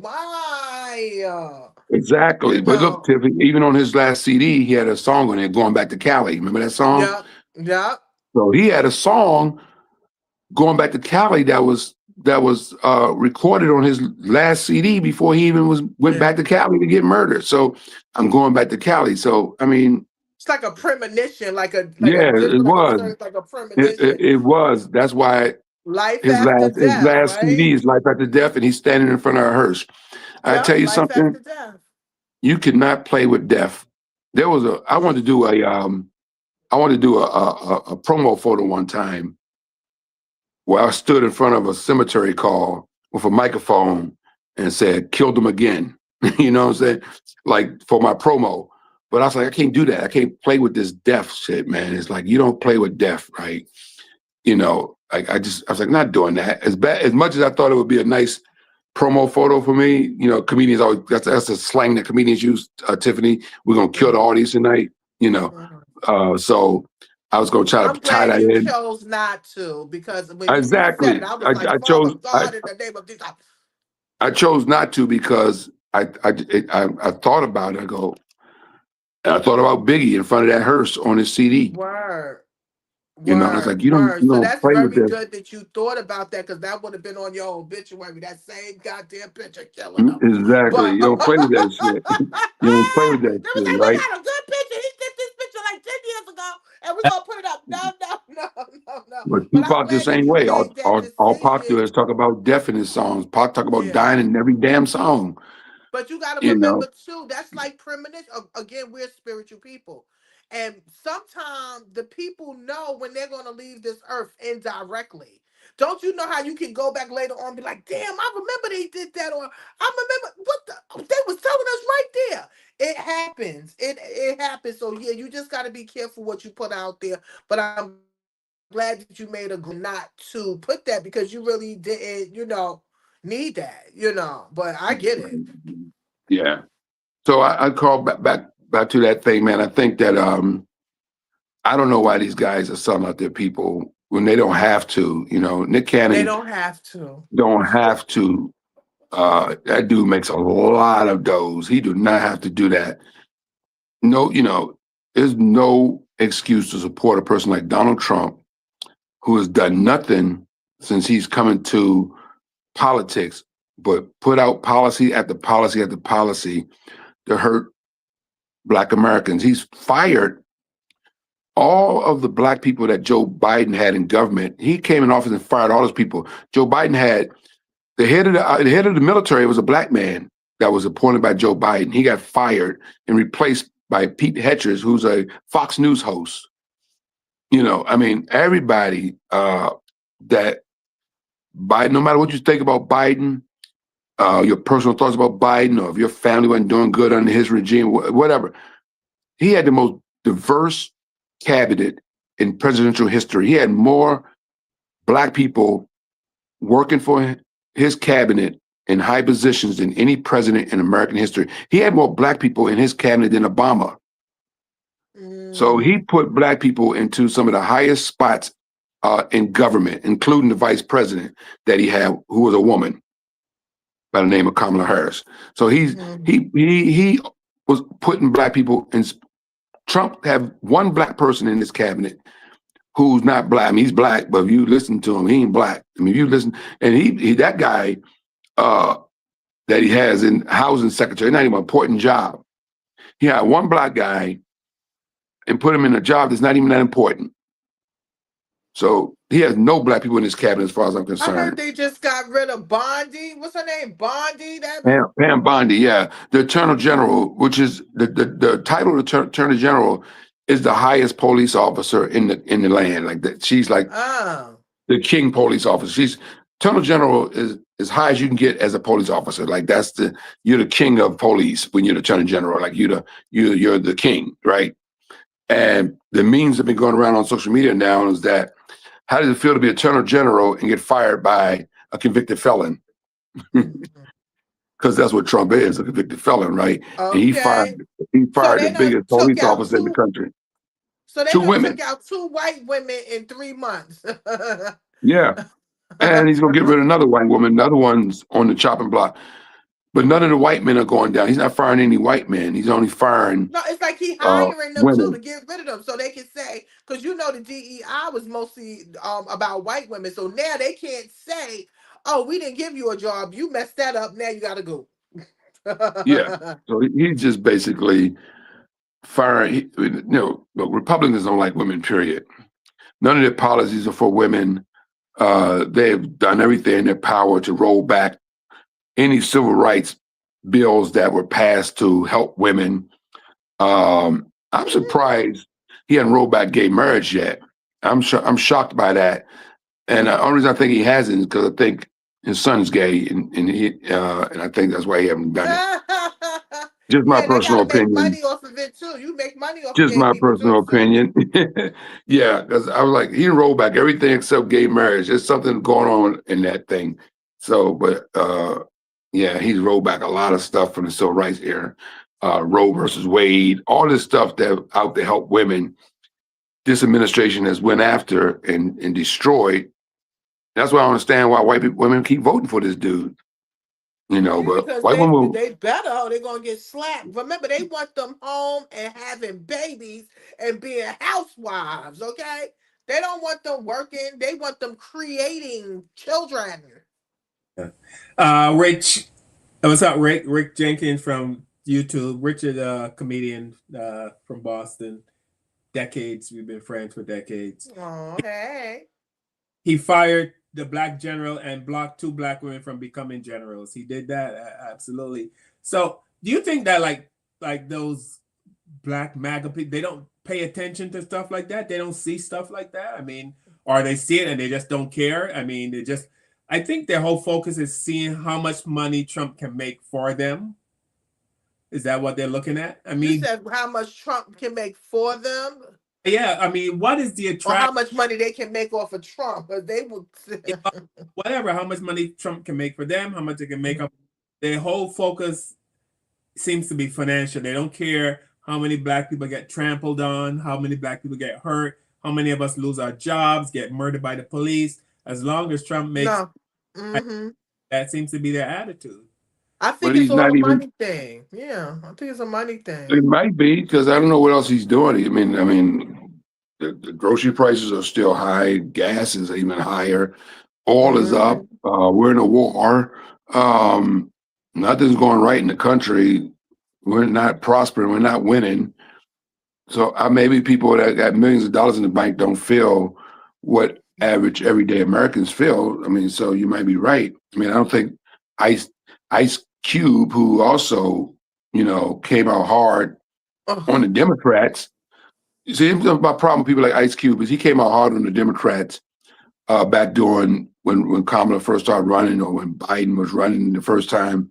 He was going hard on Democrats. Well, that boy quiet as a church mouse right now about Oh yeah. criticizing Trump. Like, where's all this criticism that you have for Kamala Harris when she was running?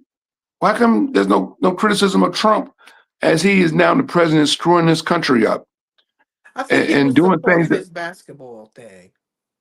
where is this boy at? I mean, he's been quiet as hell. Yeah, I think he was doing advertisement for the big three. You I think understand? Jared Kushner, one of them people, was had money involved in the big three or something like that. But see, that's the point. Yeah, so he has some Jewish backing, and And he I had to think be quiet. somebody in Trump's family had some money involved in that big three. So he going hard for Trump in the paint, right? So, man, it's just, but you throw all these people under the bus over that. I don't get it, man. I don't get these I people. told you, Trump is a curse and a blessing because he is blessing us, letting us know who people really is. And it be the ones that we done bought their bought their tape or their CD or something like that. We're finding out who it is. And I'm telling you, the rich are all working together. They're doing their thing. They have certain rules and regulations. And I think especially in the black people's contract, they tell them you can't get involved, you can't spend this certain type of money, you can't say this, you can't say that. I think they got them all caught up because to be honest with you, I don't think the celebrities should say anything about who they voting for because once we find out you voting for the one that's not for us, we looking at you side eye. We ain't messing with you. We not spending no money with you. We not supporting you. We not doing any of that. So I again, think if it's y'all just MAGA support, though. huh? I think it's just MAGA, Tiffany. I think it's just Trump. I don't think people would be pissed off at any black celebrity that said, "Hey, I voted for George Bush," or "I voted for uh, um, another." I mean, not going back to Nixon and Reagan, but somebody that black to say, "Okay, I voted for Bush," or "I voted for Mitt Romney," or something like that. I don't think people would cancel her because she voted for Mitt Romney or something. You know what I'm saying? Or she didn't vote for Obama, but I think people cancel her now because she's voting for Trump. And I think Trump is more troublesome than those other Republicans from the past. Like, they're not even on a level, not even on the same level. Like, we would do anything to have George Bush to be president right now. As bad as he was, Yeah. we would still do it. As bad as he was, we still want George Bush in the White House right now over Which Trump. one? The first one or the second? Either one, but definitely the second one. I can deal with the Son was second one. better. The son was better than the father, because the father was a gangster. The father was from he was the vice president to Reagan, so he's part of the Reagan administration, which we already know what the Reagan administration did to black people. So yeah, we definitely don't want that in our world. Reagan damn near destroyed generations of black people with his Iran Contra. What Paul Mooney said, the biggest drug dealer in the world was Ronald Reagan, because he's the one that brought crack into America. So allegedly. Like I said, everything come out of our mouth is alleged and our opinions only. All right. Even when it's the truth. We're going to wrap it up. I want to thank everyone for hanging with us for the last 2 hours. Thank you so much. Thank to all of you in the chat. Thanks to all of you on Facebook and Instagram and on Twitch. We seem to get the crazies from Twitch. I'm not sure what's going on over there, but I want to thank you guys for watching. Please check us out. We're here every Sunday, 7 p.m. Eastern Standard Time. Please like, share, and subscribe to our channel because, like everyone else, we're trying to grow our channel.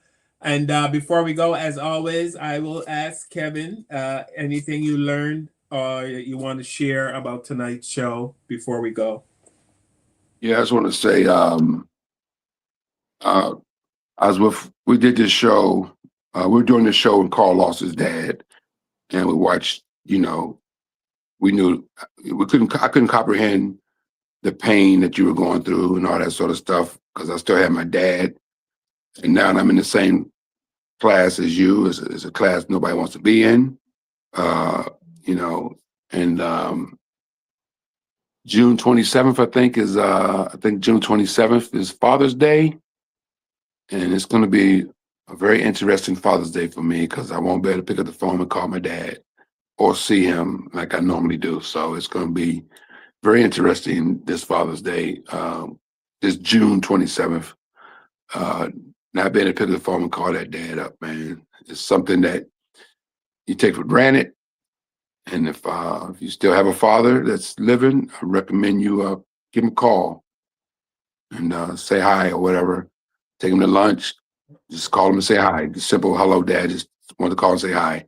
If you still have your dad, do that. Because I won't be able to do that ever again. That hurts.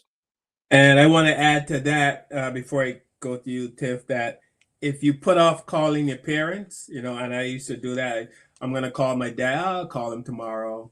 Or, I'll call my mom, I'll call her tomorrow, I'm busy today. And now, if you call your parents or call anyone that you're close to, just call people in the moment you can, because my sister passed away. I mean, so suddenly, you know. So all of that to say that we don't know when's the last day. I don't know when my last day is. None of us know when our last day is. My sister was making plans for the weekend that was coming up. Made big plans with all her friends. They were going to go out, do a whole bunch of stuff, and then boom, she wasn't there. So my advice to you, if you're watching the show and you have loved ones or friends, anyone that you care about, and you have an opportunity to call, just call. Don't put it off. Tiffany, anything you learned on tonight's show you want to share? Well, just by y'all saying that, I was put in a situation. So we didn't even talk. Today's Easter. Yeah. So, this is the time where people go the most to church. Okay. Easter and Christmas is when people go to church. So I went to church with my mom today.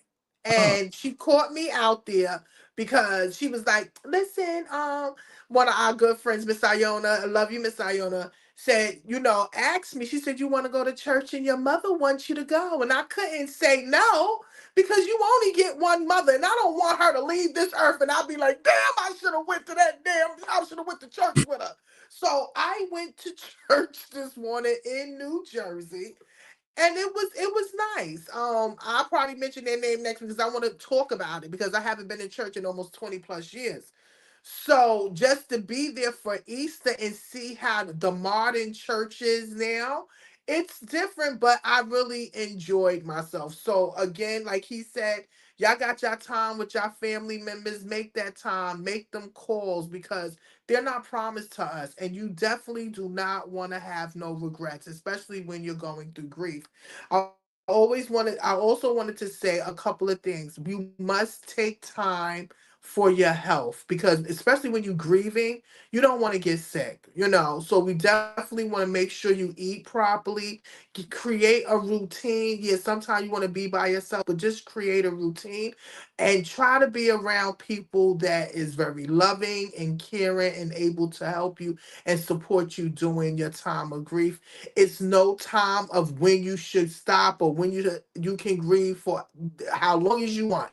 That's how you do it, and always know, pray, pray, ask God to give you strength, and also know that your ancestors will always be by you. In my spirit, in how I feel, your ancestors will always be near you, be your angel, be your side, to be in your ear. So definitely also, I want to say rest in peace to my friend Dwight. His name is Dwight Orchard Medley.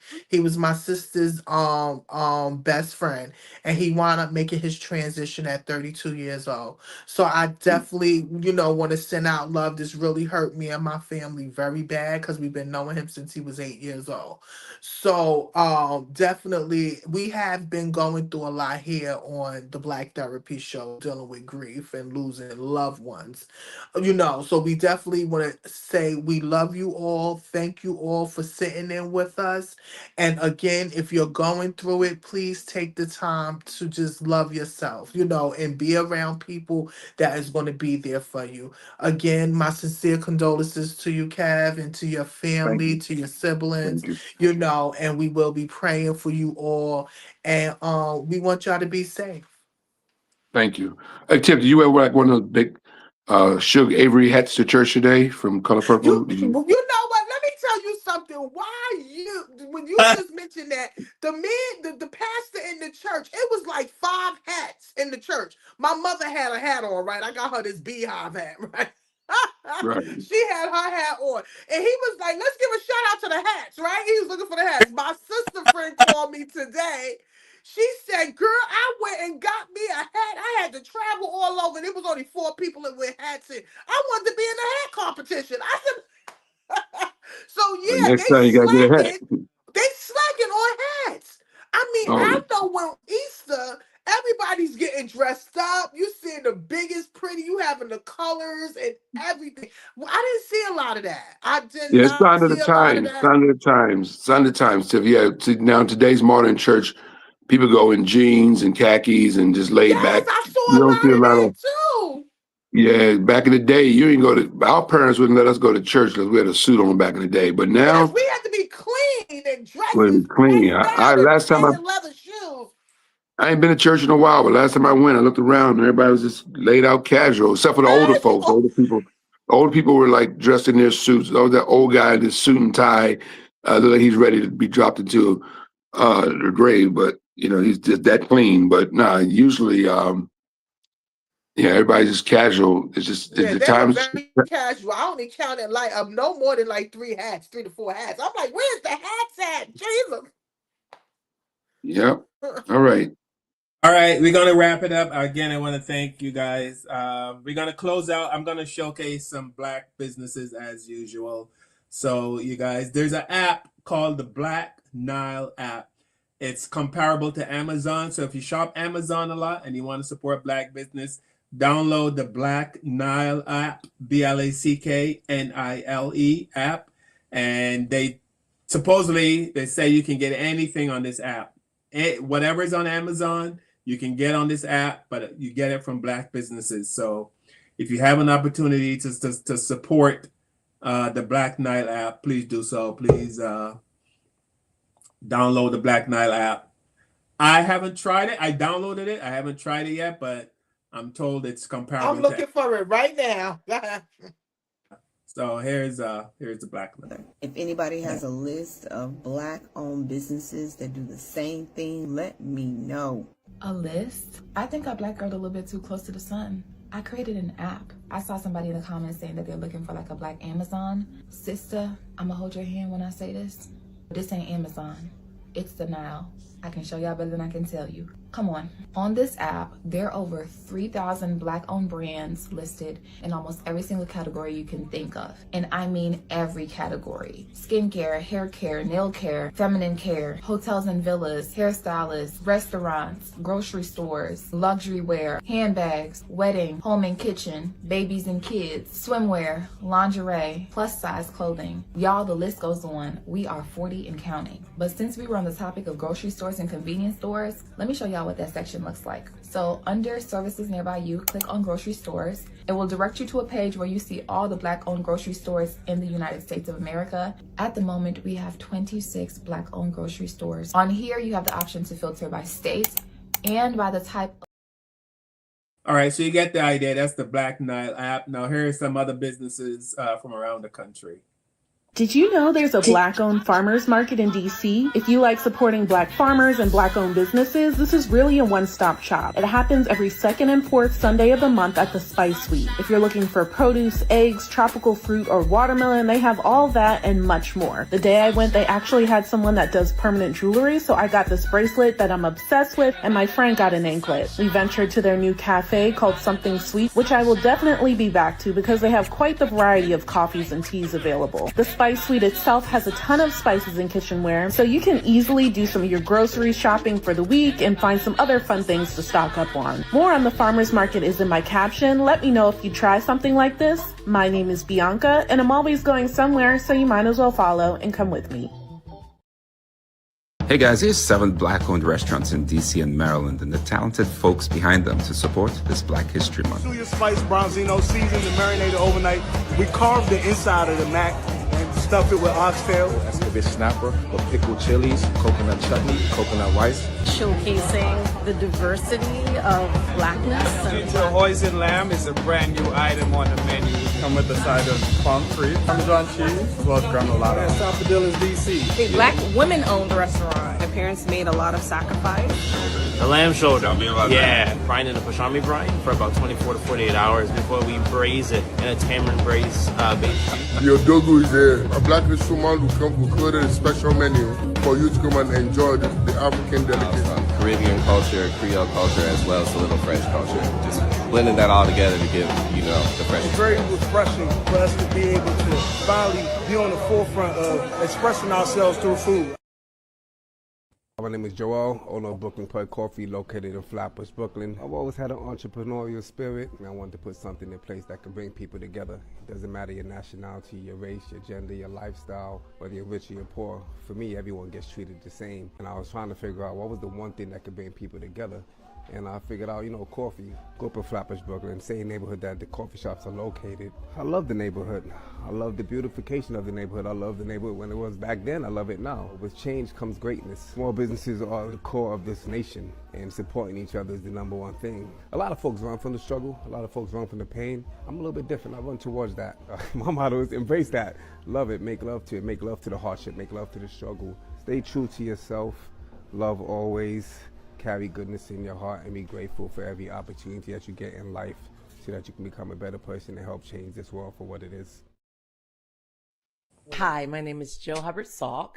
I am the founder, owner, CEO of Urban Asanas LLC. It's the first, and I want to say it might be the only Black-owned yoga studio in Crown Heights, Brooklyn. Being a woman of color, I was always in spaces that were predominantly white. And I felt that there was a need to have a more diverse space and a space where people of color could be seen and feel safe. And that's how we birthed Urban Asanas, and that's what it's been doing since then. We gonna move your soul. I give a damn about my community. The state of the world right now, we need to be in a space that's safe, in a space that you can cry, you can yell, and you can just be, and just be a better person.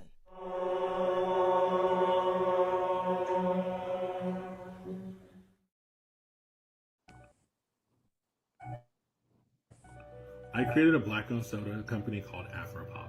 My name is Jamel Stevens, and I believe that people should see themselves in the products that they buy. Afropop was started in my kitchen, completely grassroots, and we still maintain that independence today. Afropop has 0 investors, and in 2025, we expanded into grocery stores for the first time ever. That grocery store was called Uptown Grocery. If you live in Oklahoma City, recently they were acquired by Reese's. This is a unique opportunity because there is an opportunity for us to expand into the Tulsa and Texas market. I believe that this race has already started, and we need your help to get the attention of Reese's. I will be at the Oklahoma City Uptown Wednesday and Friday at 12:30 doing samplings and showing up so that way we can continue to get the support from these grocery stores. And I need your help because every time you buy a can of Afropop, that tells these grocery stores that Black people want to see themselves in the products that they buy.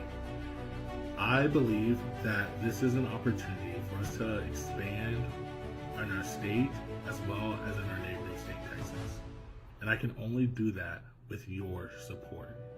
If you want to say hi, stop by and see me on Wednesday and Friday at the Uptown in OKC. I want to say thank you to our supporters and the people who continuously show up. And I want you to know that we are consistently showing up and consistently having conversations with these grocery stores to let them know that we want to see ourselves in the products that we buy. And I need your help to do it. Thank you, and I appreciate you. Please share this video with a friend. If you're not already following us, please follow us. And please buy our products anytime you see it, at Uptown in particular, but anywhere. It does make a difference, and I really do appreciate it. Thank you. Bye. All right, so that's Afro Pop. That's soda. That brother said he was talking kind of soft, so I don't know if you guys heard it, but it's an alternative to, I guess, Coke or Pepsi or whoever. I told you guys about the Now app. Did you check out the Now, Tiff? Yeah, for some reason it's not letting me go on it. I think it's an app. Like it's not a website, it's an app. Yeah, you download the app, you go to your... Yeah, I think you download the app. So that's the difference. It's not like we can go online and go look. So you have to download the app. Yeah, I downloaded. There is an app. Yeah, so it's an app. And also I sent y'all Kev his out date is on the 2028. Did you see it when I sent it to you? No, I didn't see that. Oh, when is it again? 2028. 2028? Yeah, I sent it to y'all in y'all what's called? Okay, Yeah. I didn't look that up because I just heard on the news like last week that he was getting out in May of this year. They upped his thing. Okay, well, I have one more thing to say. 2028. Okay, one more thing to say, by the way. Free Diddy and R. Kelly Stop this nonsense. Yes. And give Bill Cosby back his money. Yeah, how about that? Give Cosby back his money. If Trump ain't in jail and all these Epstein file people ain't in jail, then Diddy and R. Kelly should be out. Yeah, get them back their money. I'm done. All right. Peace and love. Kevin, I love you, brother. Tiffany. Amen. Much love. Hey, you guys. All right, See you everybody. next Sunday. Sweet.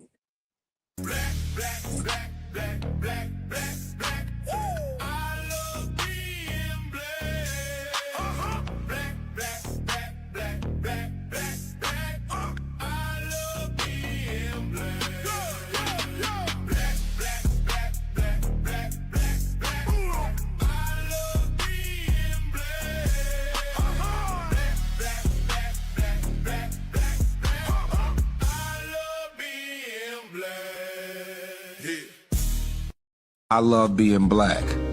Oh, I love being black. Because it's like I think I got an advantage because of being black. I think I have an advantage because of the way I came up in this world and shit. You know what I mean? It's like my disadvantages are my advantages in this world. Because I'm always going to be underestimated from the door, but I'm always ready. So I don't have to get ready. George Floyd called out for his mother. Eric Garner said he couldn't breathe, brother. Tamir Rice, just a boy in the park with a toy gun. Trayvon Martin, Skittles in his pocket. Never made it home, they say justice, but we still waiting. Another life gone, another mother praying. Another candle in the wind, another hashtag trend. But the pain don't end, no, the pain don't end. Say their names, say their names, say their names. Don't let silence take the blame. Say their names. They were loved, they had dreams, they were more than what it seems. Say their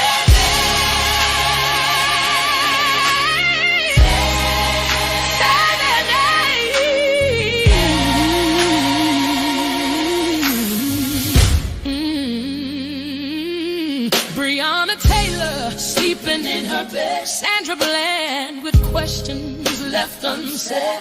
A Tatiana Jefferson playing games at night. Breccia Boyd lost in flashing lights. They don't say her name the same way. Don't march as long, don't cry as loud, don't stay. But she was somebody's baby too, and her life mattered just like you. Just when it's trending, not just when the camera's pretending. Say that name, but it's quiet, but it's late, but it's just you in the way. So the world don't rewrite the story, for the truth don't get back.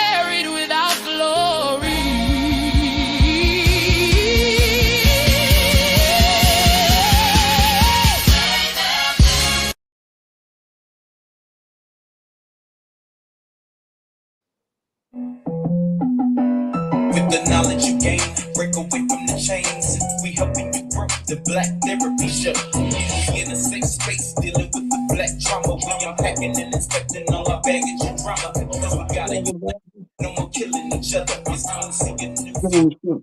Sisters and brothers, you know it. Kevin, Carl, and Tiffany, you'll have an epiphany. We'll give you everything you need to handle the enemy. We'll be giving you everything. We're gonna challenge you mentally. The right conversation so you grow exponentially. We built your penitentiaries, we built all your schools. Gave us brainwash education, just making us fools. Hatred was what we got in exchange for love. No more manipulation from my God above. It's Carl, Kevin, and Tiffany. Now welcome to the Black Therapy Show. Let's go.